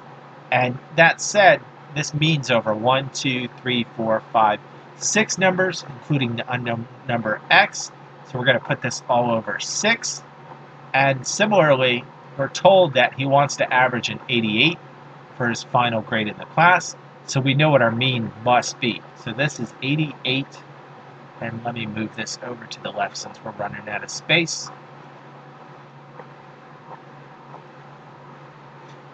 88 for the mean, that's what he wants his average to be, equals 74 plus 92 plus 83 plus 98 plus 100 plus X all over 6. Now we're simply solving for X. The first thing I'm going to do is multiply both sides by 6. By multiplying this side by 6, this crosses out. We're left with 6 times 88 equals all these. Let's go ahead and do this real quick. 88 times 6. 6 times 8 is 48. Carry the 4. 6 times 8 is 48, 49, 50, 51, 52. So we can see we have 528 equals, and now we have 74 plus 92 plus 83 plus 98 plus 100 plus X. Now again, we're solving for X, so the next thing I'm going to do is combine all these terms. That's a pretty bad line that I drew there, so let's go ahead and do that off to the side.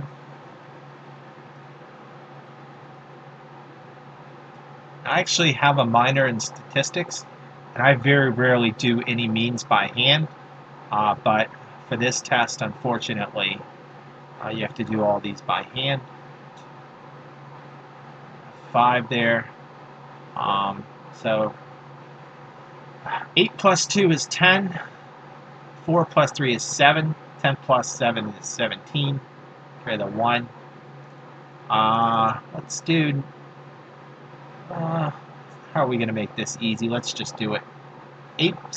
Let's do 9 plus 8 is 17. Plus, let's do that 1 there. 17 plus 10 is 27. Plus 7 is 27, 28, 29, 30, 31, 32, 33, 34. So this is a 4. We carry the 3. 3 plus 1 is 4. So we have 528 equals 447 plus X. So let's go ahead and subtract 447 from both sides to get X by itself. This crosses out because it becomes 0. And we have 528 minus 447. 8 minus 7 is 1.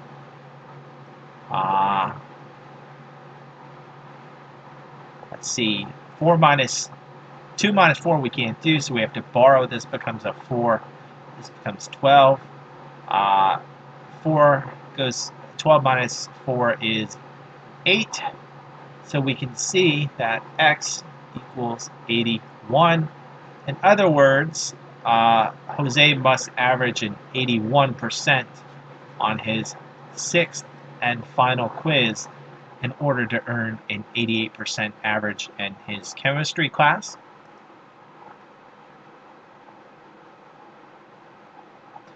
Again, this is a typical problem you'll see on the ASVAB, so be prepared to do things like that, where you have to find an average, albeit with an unknown variable. All right, number 3 says a number is chosen at random from 1 to 25. Find the probability of selecting a number greater than 17, not including 17. Just so you know, probability, which is usually represented as P, is always between 1 and 0. In other words, if something is absolutely certain to happen, that means it has a probability of 1. If something is never going to happen, it has a probability of 0. In this case, finding the probability of any number greater than 17, not including 17, is pretty easy. So we have 17 right here, 18, 19, 20, 21, 22, 23, 24, 25. So we're not including 17 in this. So there are 1, 2, 3, 4, 5, 6, 7, 8 numbers greater than 17, and the odds of picking one of those 8 numbers is 8 out of 25. Again, there are 25 total numbers. Your odds of picking these specific subset of numbers is 8 out of 25. Now we have to find the percentage of that. So we can do 8 divided by 25. 25 doesn't go into 8, so we have to add a 0. And when we add that 0, we have to add a decimal there. 25 goes into 80 3 times. 25 times 3, of course, is 75. 80 minus 75 is 5. We have to add a 0. 25 goes into 50 2 times. 2 times 25 is 50. So we can see there's no remainder, and we can see that 0.32 is the same as 32%. Okay, so that's that one.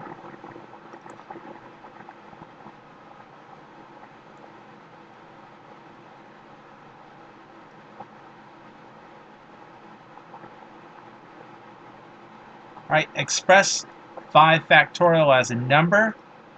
So whenever you see this symbol in math, it's called a factorial, and it simply means to multiply all the numbers before that number together. So if I saw this, if I gave you this and told you to solve it, it would be the same as 3 times 2 times 1. If I gave you this and asked you to solve it, it would be 4 times 3 times 2 times 1. Since this is 5 factorial, we know it's 5 times 4 times 3 times 2 times 1. And let's go ahead and work that out. 5 times 4 is 20. 20 times 3 is 60. 60 times 2 is 120. 120 times 1 is just 120. So the answer to this one is 120. All right. Again, 5 factorial. That's what that stands for.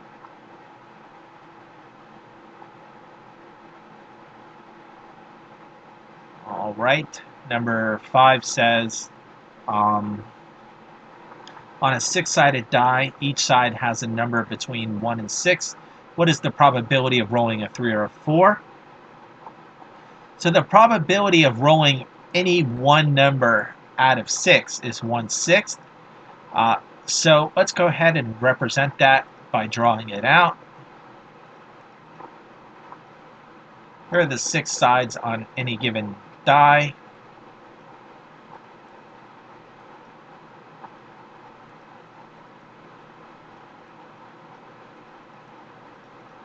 And the odds of rolling a 1 is 1 over 6. The odds of rolling a 2 is 1 over 6. The odds of rolling a 3 is 1 over 6. The odds of rolling a 4 is 1 over 6. The odds of rolling 5 is 1 over 6. The odds of rolling 6 is 1 over 6. The odds of rolling 2 of these numbers on one roll, you just add them up. So the probability of rolling a 3 is 1/6. The probability of rolling a 4 is 1/6. The probability of rolling a 3 or a 4 is 1/6 plus 1/6, which is 2/6, which we can reduce to 1/3, which is this answer choice right there. Again, in that formula sheet that I gave you, I believe there's quite a bit of valuable information about probability. Please read that if you didn't follow along with what I did there.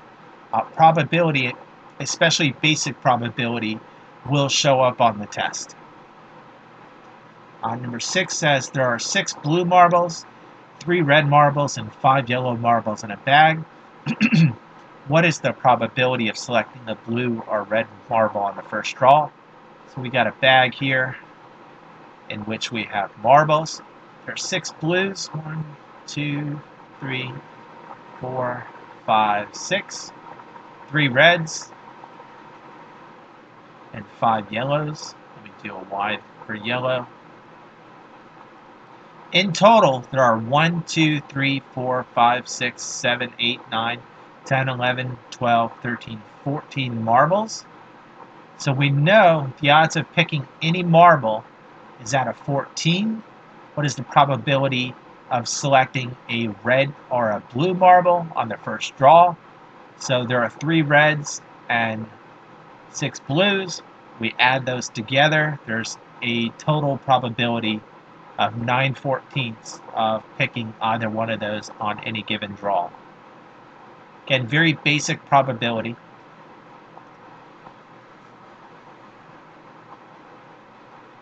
And you typically only see advanced probability problems if you're doing especially well on the ASVAB. If you look in the first few practice tests on my website, or if you take a look at the first few practice tests, I do have probability questions in there. So if you want more practice, take those practice tests. All right, number 7 says a regular deck of cards has 52 cards, including 4 aces.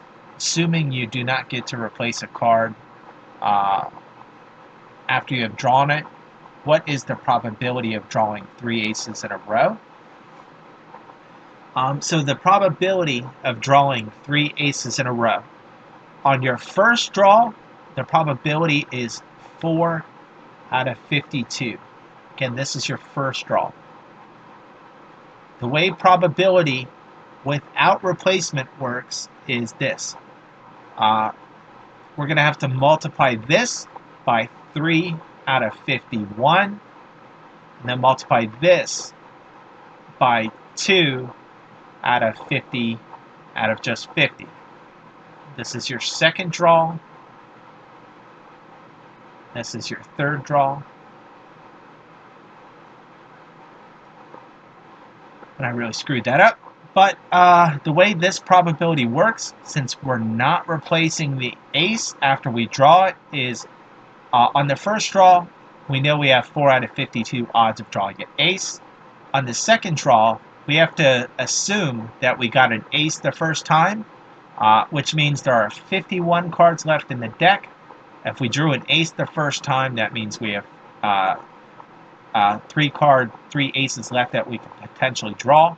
And on the third draw, we have to assume that we drew an ace on the second draw, which means that there are only 2 aces left in the deck. And again, the number of cards goes down by 3, as you can see. So that said, you would just multiply this out like this.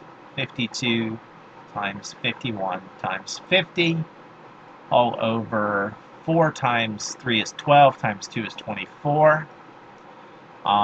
Let's go ahead and work this out. And This is where you can make a mistake when you get big numbers like this. So let's do 52 times 51 first. Then we'll do 50 next. 52 times 1 is 2. 1 times 5 is 5. We add a 0 since we're starting this number. 5 times 2 is 10. We have to add a 1. 5 times 5 is 25. Plus 1 is 26. So we can see that this is 0 plus 2 is 2. 5 plus 0 is 5. 6 plus nothing is 6. 2 plus nothing is 2. So now let's take this 2, 6, 5, 2 and multiply it by 50. 0 times 2 is 0. 0 times 5 is 0. 0 times 6 is 0. 0 times 2 is 0. We have to add a 0 since we're starting this number. 5 times 2 is 10. Carry the 1. 5 times 5 is 25. Plus 1 is 26. Carry the 2. 6 times 5 is 30. Plus 2 is 32. Carry the 3. 5 times 2 is 10. Plus 3 is 13. Let's add. This is 0. This is 0. This is 6. This is 2. This is 3. This is 1. So this is 24 over 132,600. Now we don't see that as an answer choice, so you might be thinking you did something wrong. Again, the ASVAB, when you get to the when you're going to score in category 1 or higher, really puts you in these situations where you have to think your way through the problem and trust in your ability to do the problem. It turns out that 24 is a factor of 132,600. So in other words, you would have to reduce this by 24, and this by 24, and this would become 1, and this would become 5,525. Again, I'm not going to do that math for you, but just know that this does reduce to this, which is this answer right there. And your chances of seeing something this difficult are pretty low, but you may see something similar if you're doing really well on the test. All right, number 8.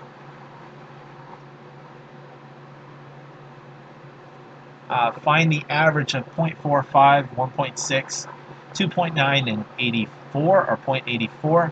You may have noticed that in this section there have been 3 questions about average. The reason for that is your chances of seeing something that asks you to find the average of, or mean on the ASVAB is almost 100%. So you do need to know how to work with averages. Again, the shorthand way to remember it is average equals the sum. The average equals the sum of the numbers over all the numbers, or however many numbers there are. So let's go ahead and work this out over here. 0.45 plus 1.6 plus 2.9 plus 0.84. All over, there's 1, 2, 3, 4 of them. Let's go ahead and add these up. We got 0.4. Let me find space to do it in. 0.45, 1.6. Again, try to line up your decimals as best you can. 2.9, 0.84. Again, just drop your decimal into place. 5 plus 4 is 9. 6 plus 4 is 10. 9 plus 8 is 17. 10 plus 17 is 27. Carry the 2. 2 plus 2 is 4, plus 1 is 5. So this is 5.97 divided by 4. So let's go ahead and work that out. 5.97 divided by 4. And again, you just bring your decimal place up accordingly. 4 goes into 5 one time without going over. 4 times 1, of course, is 4. subtract. 5 minus 4 is 1. Drop down this 9, drop down this 7. 4 goes into 1, it doesn't. 4 goes into 19. 4 times without going over. 4 times 4 is 16. Subtract. 19 minus 16 is 3. Drop down this 7. See if I've made a mistake here. Looks like I might have.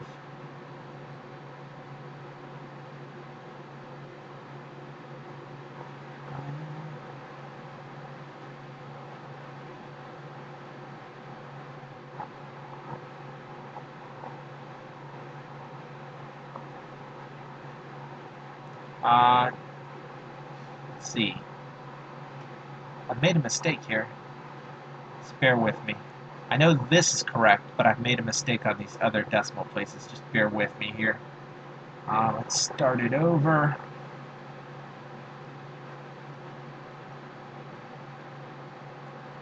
Oh, here's my mistake. 5.79, 5.97. Do not copy what you get wrong, because then you can mess up your problem. So this is average equals 5.79 divided by 4. Not that. Sorry about that. That's my mistake. Again, this is a long diagnostic test, so you're going to make some small mistakes. So this is 5.79 divided by 4. 4 goes into 5, and again, just bring your decimal right up, the first thing. 4 goes into 5 one time without going over. 4 times 1, of course, is 4. 5 minus 4 is 1. Drop down this 7. Drop down this 9. So this is just 7, 9. 4 goes into 17 4 times without going over. 4 times 4 is 16. Subtract. 17 minus 16 is 1. Drop down this 9. 4 goes into 19. 4 times without going over. 4 times 4 is 4 times 4 is 16. Subtract. This is 3. And now we would add a 0. 4 goes into 37 times without going over. 4 times 7 is 28. Subtract. This leaves you with 2. Add a 0. 4 goes into 25 times without going over. 4 times 5 is 20. So we can see that we, of course, answered this question, albeit with a small mistake in between. So the average is 1.4475. And that's that one. Okay, and that's the last question in this subtest. I'm actually going to go out of order a little bit, and I'm going to work on scientific notation and simple interest next, and then I'll finish with distance, rate, and time. So let's go ahead and move on to scientific notation.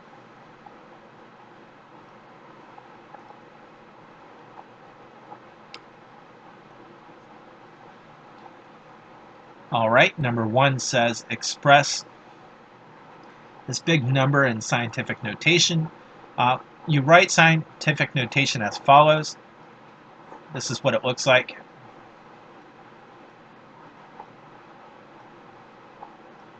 Some number immediately followed by a decimal place times 10 to some power.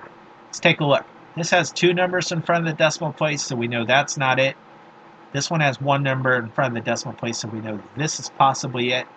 3 numbers in front of the decimal place, that's not how scientific notation is written. 1 number in front of the decimal place. Okay? And then you just take this number that's given, 2, 0, 3, 4, 0, 0, 0, 0, 0. Again, the decimal's here, and we count how many times it takes to get us to here, which is the correct scientific notation form. 1, 2, 3, 4, 5, 6, 7, 8.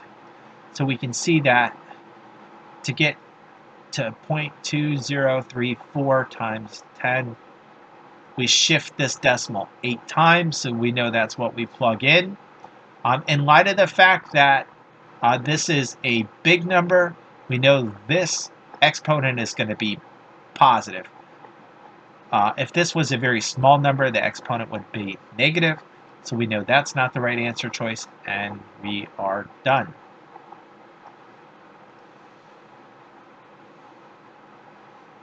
All right, let's move on to question 2.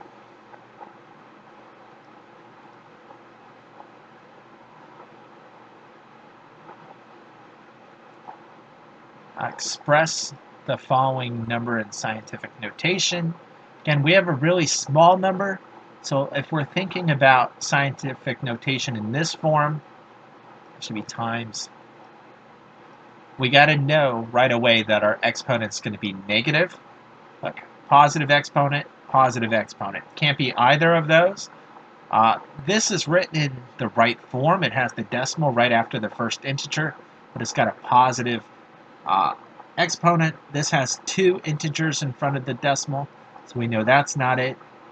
This one has 2 integers in front of the decimal, so we know that's not it. The only other possible answer choice is this one. Again, if you needed to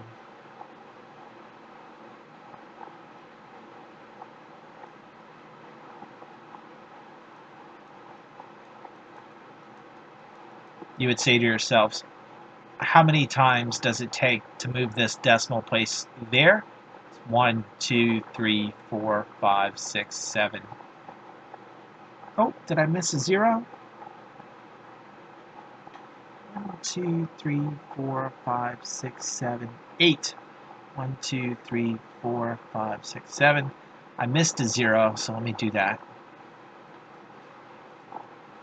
6, 7, 8, 6, 5, 4, 1. Again, you're asking yourselves how many times does it take to move the decimal there? It's 1, 2, 3, 4, 5, 6, 7, 8, 9 times. So we know this is 6.5410 times 10 to the negative 9th, which is right there.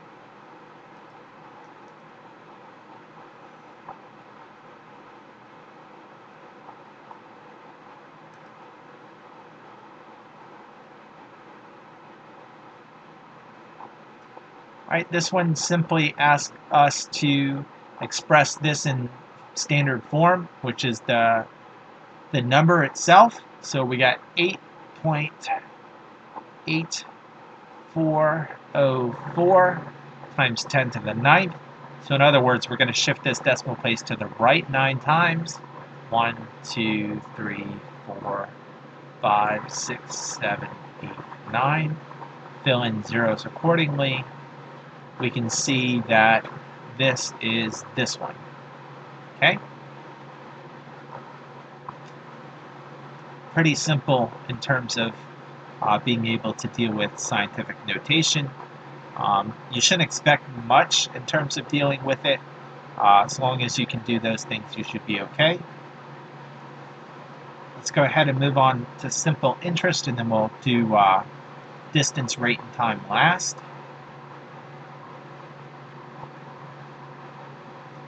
All right.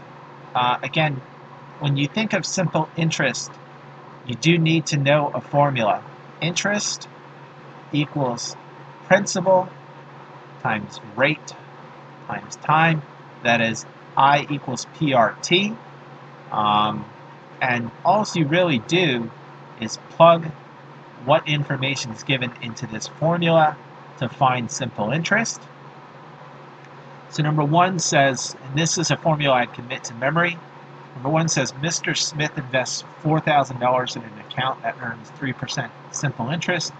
How much will Mr. Smith have an account in 10 years? So again, this is his principal. He earns 3% simple interest. That's the rate. So this is the P, this is the R, and this is the T, the time. So let's go ahead and plug those in accordingly. I equals 4 thousandths to P. 3% is the rate. 3% is 0.03, not just 3. And time is 10 years. All right, let's work this out a little more. Anything times the power of 10 just shifts the decimal place. So I'm going to multiply 0.03 times 10. To do that, I just shift this decimal place to the right 1. And this goes away, so this is 4,000 times 0.3. Let's go ahead and work that off to the side. 4,000 times 0.3. Again, we're doing multiplication with an integer and a decimal, so we're going to shift this decimal one place, and then we'll add it back in at the end. So this is 3 times 0 is 0, 3 times 0 is 0, 3 times 0 is 0. 4 times 3 is 12. Shift our one decimal back in.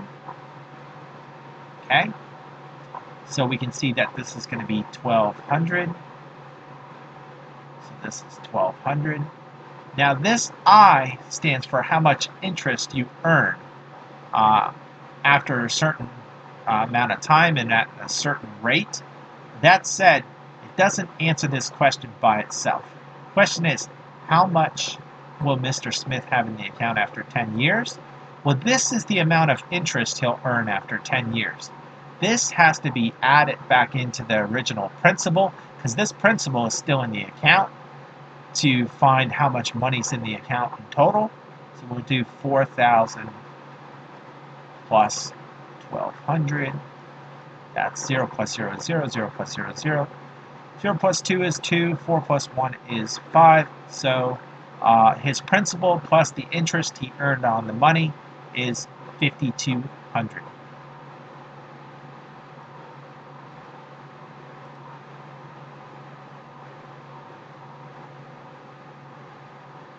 Alright, let's keep moving on. Almost done with this diagnostic test. I don't know why I'm taking it. Alright. Again, simple interest formula you need to recognize or memorize. I equals P R T, where I stands for interest, P stands for principal, R stands for rate, and T stands for time. Kind of like distance equals rate times time, except for money. Again, number 2 says a teacher deposits $3,000 in a retirement fund. If he doesn't add any more money to the fund, which earns an annual interest rate of 6%, how much will he have in the retirement fund after 1 year? So again, we have our principal, that's the amount we invest. We have our rate of 6%, and we have our time, 1 year. So let's go ahead and plug things in accordingly. Principal is 3,000. The rate is 6%, which is 0.06. Again, that's 0.06. Time is 1 year. Okay. Anything times 1 is itself, so 1 times 0.06 is just 0.06. So this gives us 3,000 times 0.06. Let's go ahead and work this off to the side, although you could probably do it mentally. We have to move our decimal place 2 times to make 0.06 just 6. Again, in reality, we're working this out. 3,000 times 6, albeit with 2 decimals to shift back in. 6 times 0 is 0, 6 times 0 is 0, 6 times 0 is 0. 6 times 3 is 18. Shift our 2 decimals back in, 1, 2. So after a year, as we can see, the amount of interest this account would have accrued would be $180. That said, we're asked to find out how much money would be in the fund after a year. So we have to take this interest and add it to the initial investment. So that's 3,000 plus 180. 0 plus 0 is 0. 8 plus 0 is 8. 0 plus 1 is 1. 3 plus nothing is 3. So in total, after a year, and including the interest, there'd be $3,180 in the account. Pretty simple.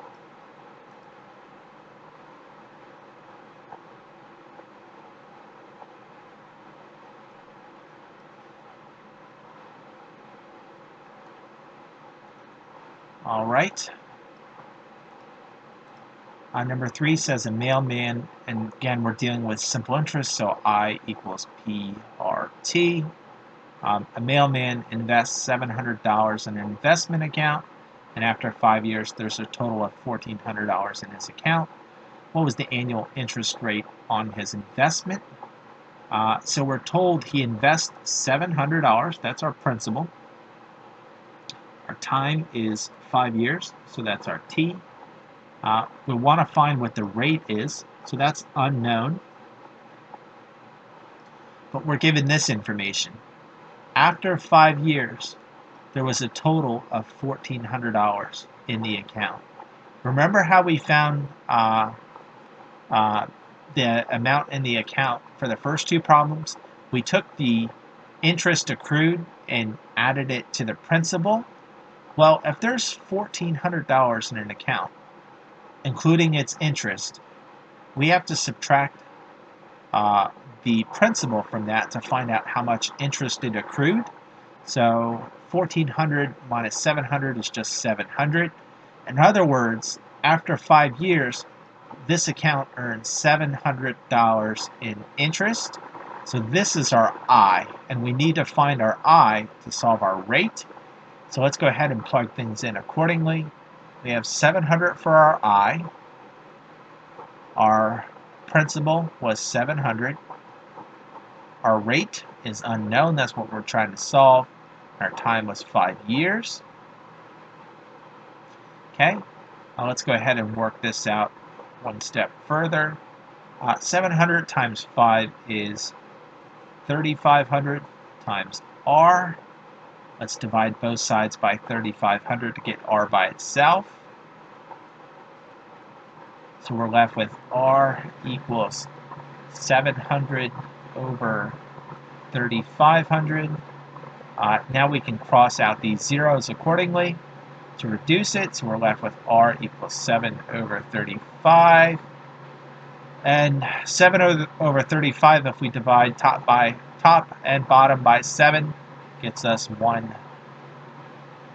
7 goes into 35 5 times. So we know our rate is 1/5. That's not in percentage yet, but earlier in this video, I showed you how to go from a fraction to a percent by doing long division. Again, 1 over 5 is the same as 1 divided by 5. 5 does not go into 1. 1's too small. We have to add a 0. We add that 0 there. We add a decimal. 5 goes into 10 2 times without going over. 5 times 2 is 10, so there is no remainder. So we know 1/5 is the same as 0.2, which is the same as 20%, which is right there. Okay? So let's go ahead and work on distance, rate, and time, and then we'll be done with this diagnostic test.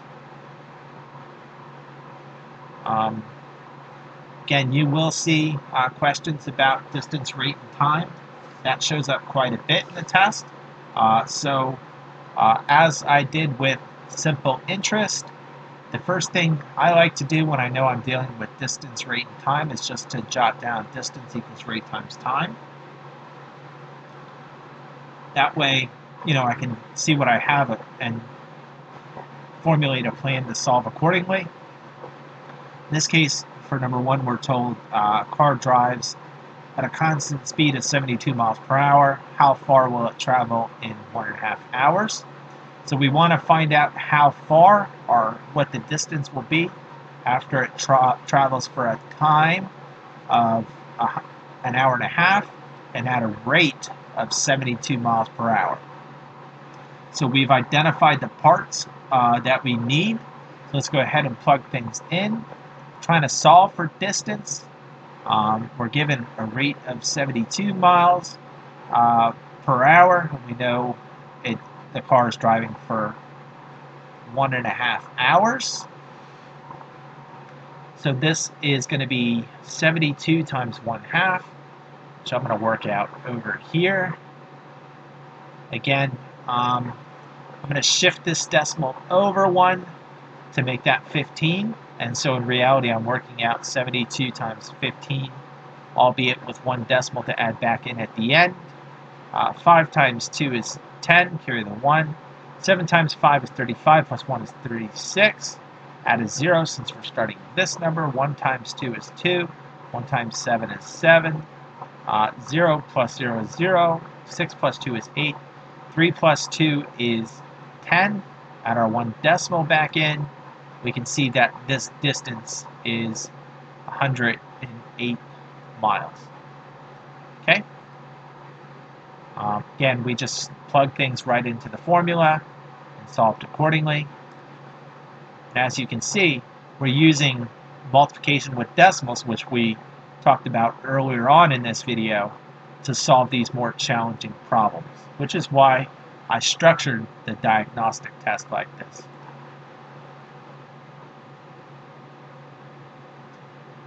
Okay. Again, we're dealing with distance, rate, and time, so I want to do D equals RT. Number 2 says Pete, an elite distance runner, can run at a constant speed of 16 miles per hour. At that rate, how long will it take him to run 44 miles? So we're given our rate, 16 miles per hour. We're given our distance of 44 miles. So this is our distance. We want to know how long, which is time, it will take him to run 44 miles. So let's go ahead and plug those in accordingly. Distance, as I just said, is 44, so I'm plugging that in for D.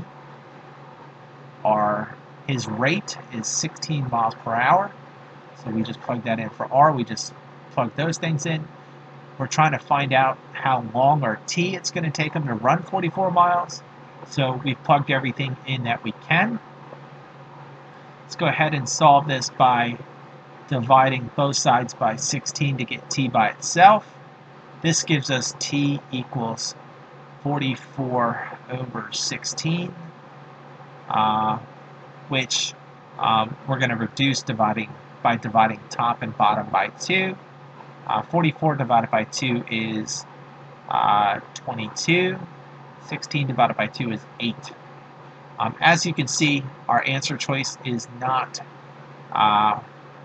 22 over 8. This actually has to be converted to a mixed number. And to do that, we do long division. 22 divided by 8. 8 goes into 22 2 times without going over. 8 times 2 is 16. 22 minus 16 is 6. And again, this is our remainder, which we're going to put over 8. So this is 2 and 6/8, which is the same as 2 and 3/4. You reduce this by 2 and that by 2, that becomes 3/4. So this is 2 and 3/4 of an hour. Now you have to know, to take this one step further, we know it's 2 hours and 3/4 of an hour. To take this one step further, you have to be able to recognize this. There's a clock, right? There's 60 minutes. 1/4 is 15 minutes. 1/2 is 30 minutes. 3/4 is 45 minutes. And again, 1 whole hour is 60 minutes, or just 1. So 2 hours and 3/4 is the same as 15 is 1/4, 30 is 2/4, 45 is 3/4. So this is 2 hours and 45 minutes, which is right there. And that's that one.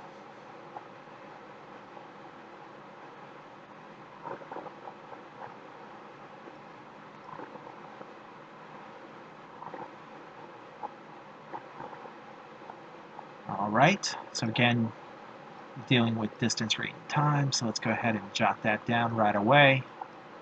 Humvee drives at a constant speed of 68 miles per hour. How long will it take to drive a distance of 153 miles? So again, speed, rate. How long? Time. Distance is given in miles. So we've identified all 3 parts. In this case, we're given the rate and the distance. We want to find out the time. So distance is 153. The rate we're told is 68. And we're trying to find out how long. So this problem becomes a one-step equation. I'm going to divide both sides by 68. This crosses out. We're left with t equals 153 divided by 68, which is not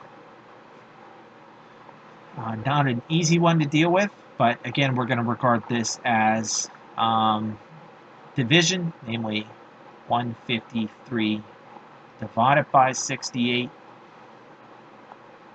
60 times 2 is 120, and 60 times 3 would be 180. Therefore, I know 68 goes into 153 2 times. Let's go ahead and see what that gets me. I don't want to work it out so close. 68 times 2.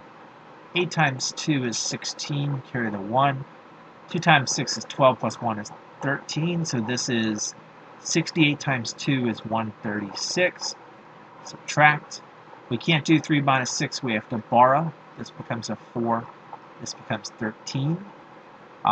13 minus 6 is 7. 4 minus 3 is 1. So we can see that this is our remainder. So we take this and put it over 68. So this is 2 and 17 over 68. Okay. Unless I've made a mistake, which I don't think I have. So we know we're dealing with 2 hours and 17 over 68 minutes. Unfortunately, all these start with 2 hours. So now we got to decide what 17 over 68 is. And this one's not easy to see right off the bat. If 17 times 4 equals 68, I know that it's 15 minutes. It's a quarter. So let's see. See if this works. 7 times 4 is 28, carry the 2. 4 times 1 is 4, plus 2 is 68. So we know 17 is a factor of 68. So if I divide this by 17 and this by 17, this is going to be 1, and this is going to be 4. So this 2 and 17 over 68 can be reduced to 2 and 1/4. Again, let's go ahead and think about it this way. And a clock is 60 minutes, so 15 minutes is 1/4, 30 minutes is 1/2, 45 minutes is 3/4, and 60 is 1. In this case, we're given 2 1/4, so we know it's 2 hours and 15 minutes, which is right there. And I'm getting sloppy toward the end of this test because it's taxing. This is a very long test. That said, think about it this way. When you take the ASVAB, you're going to be taking 10 sections at once, and I don't know the order in which you're going to take them. So by taking these long practice tests, you're really going to build up your stamina for test day. So even though this is long and challenging, by sitting through it in one setting, you're really building up your ability, your stamina for test day. So think about it that way. Number 4 says, and again we're dealing with distance, rate, and time, so let's just jot it down. Number 4 says an aircraft carrier made a trip to Guam and back. The trip there took 3 hours, and the trip back took 4 hours. It averaged 6 miles per hour and then returned home. Find the average of the speed of the trip there. So we have 2 trips. I'm going to try to do this one as neatly as I can. And I'm going to call this trip T, trip there, and trip B, trip back, so that it makes sense to us. And again, we're dealing with the distance formula for both of them. We're told that the trip there took 3 hours. So we know our time for that one. Let's go ahead and jot that down. So that one took 3 hours. We don't know the rate at which it went. And it says the trip back took 4 hours. So we know this one took 4 hours in the D equals RT equation. And it averaged 6 miles per hour on the trip back. So we're given the time and the rate for this one, but we're not given the distance. For this trip there, we're given the time, but we're not given the rate or the distance. That said, the trip there and the trip back is the same distance.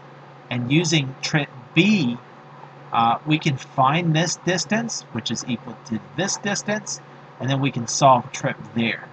So 6 times 4 is 24. So from trip back, we know that the aircraft carrier went a total of 24 miles. So we can go ahead and plug this in for the D here. So this is 24 equals R times 3. And now we can solve for R. We're going to divide both sides by 3 to get R by itself. This crosses out. 24 divided by 3 is 8. So we know the trip there was at a rate of 8 miles per hour.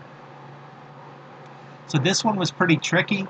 They gave you enough information to find the trip back, but you had to know that the distance of the trip there, the distance of the trip back is the same.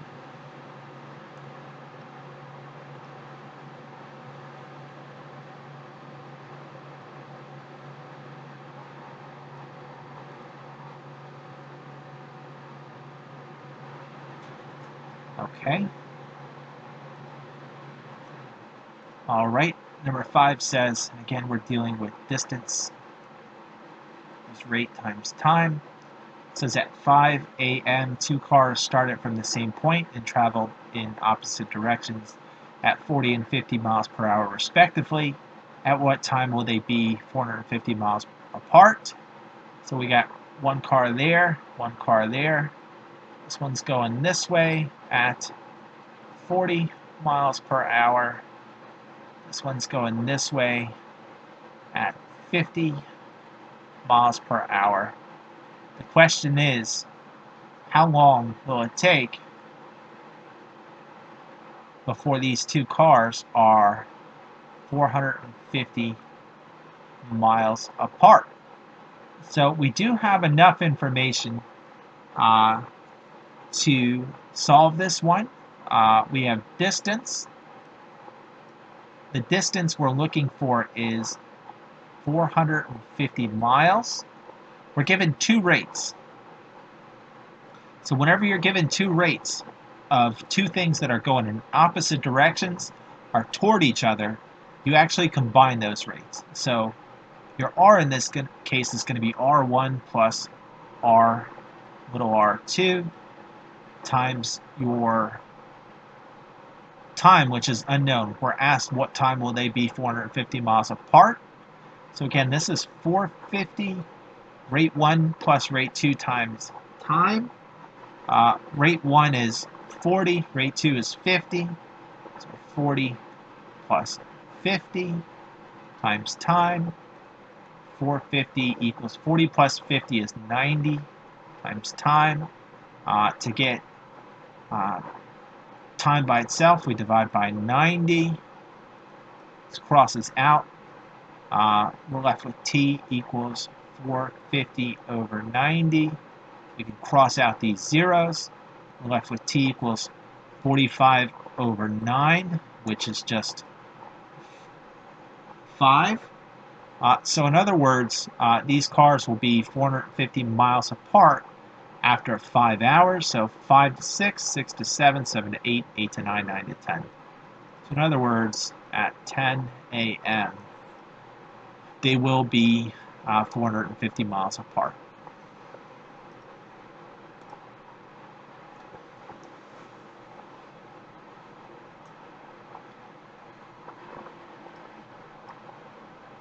All right, 2 more to go.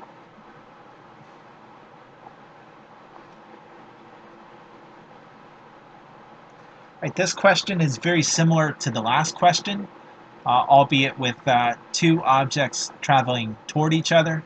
And it says traveling 70 miles per hour. Train A leaves Westford and heads eastward toward Eastford, which is 260 miles away. At the same time, traveling at 60 miles per hour, train B leaves Eastford and heads toward Westford.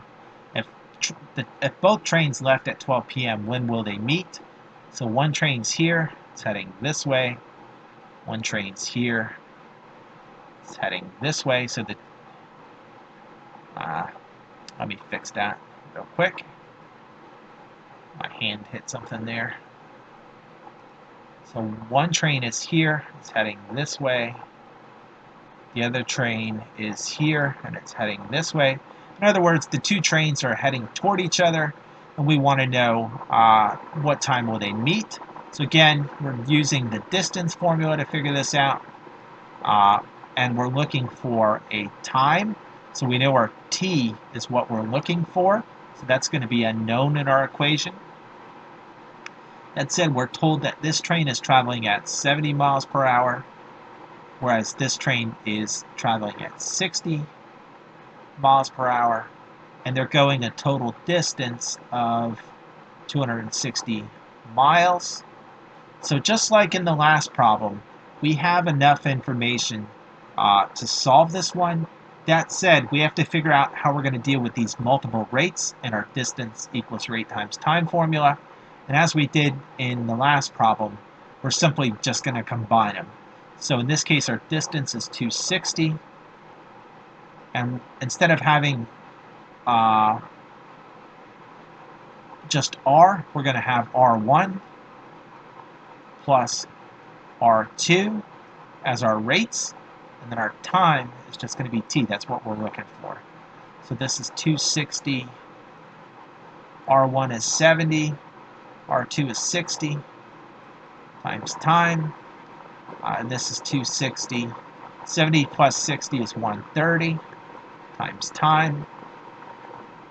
Divide both sides by 130. This crosses out. We're left with t equals, and sorry for jumping down here, t equals 260 over 130. We can cross out these zeros. T equals 26 over 13, which is 2. In other words, it takes these two trains traveling at a combined rate of 130 miles per hour, 2 hours to meet somewhere in the middle.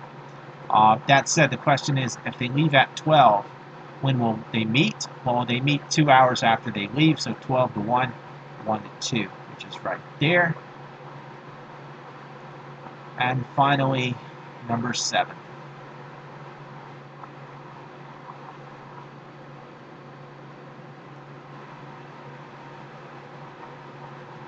Oh, let me get to it.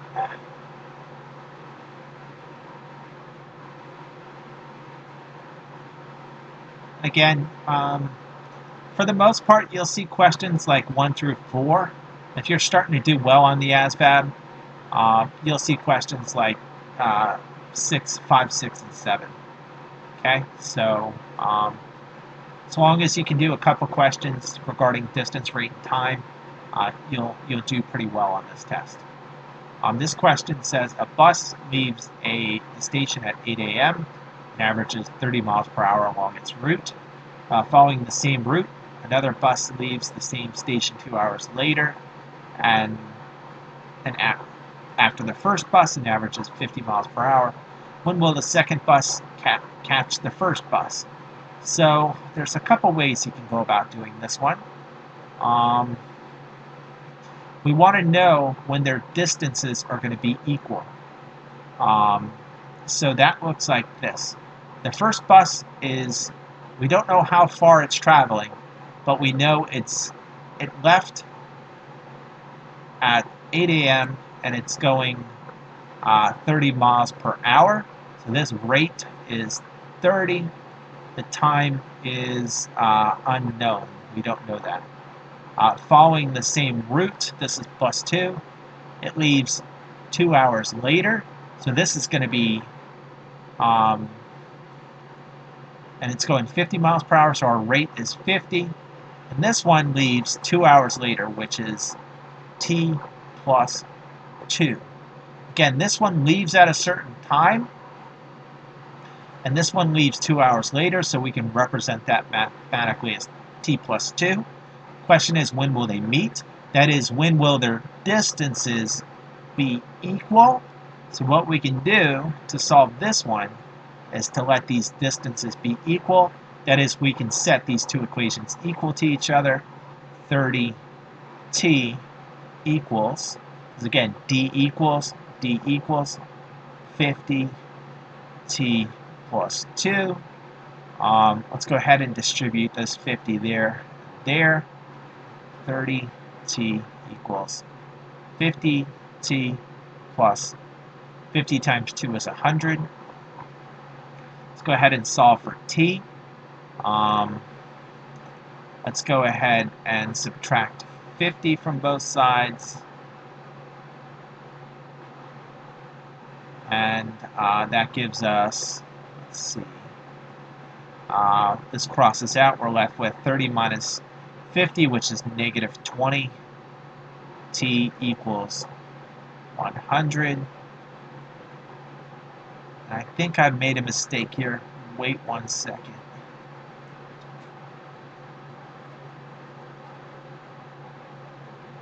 Divide both sides by negative 20. This gives us t equals negative 5, which is impossible because time has to be positive. So instead of writing this as d equals 50 plus 2, you have to write it as t minus 2 because it loses 2 hours off this one's rate, and that will work. So now we set them equal to each other. This should have been a minus. Sorry about that. So we got 30t equals 50t minus 2. 30t equals 50t minus 100. Subtract 50t from both sides. Negative 20t equals negative 100. Divide both sides by negative 20. T equals 5. In other words, this train, this bus 2, catches up to the first bus 5 hours later. So we do 8 plus 5, 8 to 9, 9 to 10, 10 to 11, 11 to 12, 12 to 1. Okay, sorry about that. If you miss a sign, you can get a problem wrong as you just saw. But if you make that t minus 2, it works out. And that's that one. Again, this is a fairly challenging problem. As you can see, you have to be comfortable manipulating the algebra. And again, you're only going to see stuff like this if you're doing really well on the ASVAB. All that said, that's all I have for you in this video. I hope you found it helpful. It's going to be very long, so if you have to watch it in bits and pieces, that's fine. As I said, feel free to leave some feedback in the comment section below and like the video if you found it helpful. But on that note, I'm going to go ahead and cut you loose. Konnichiwa.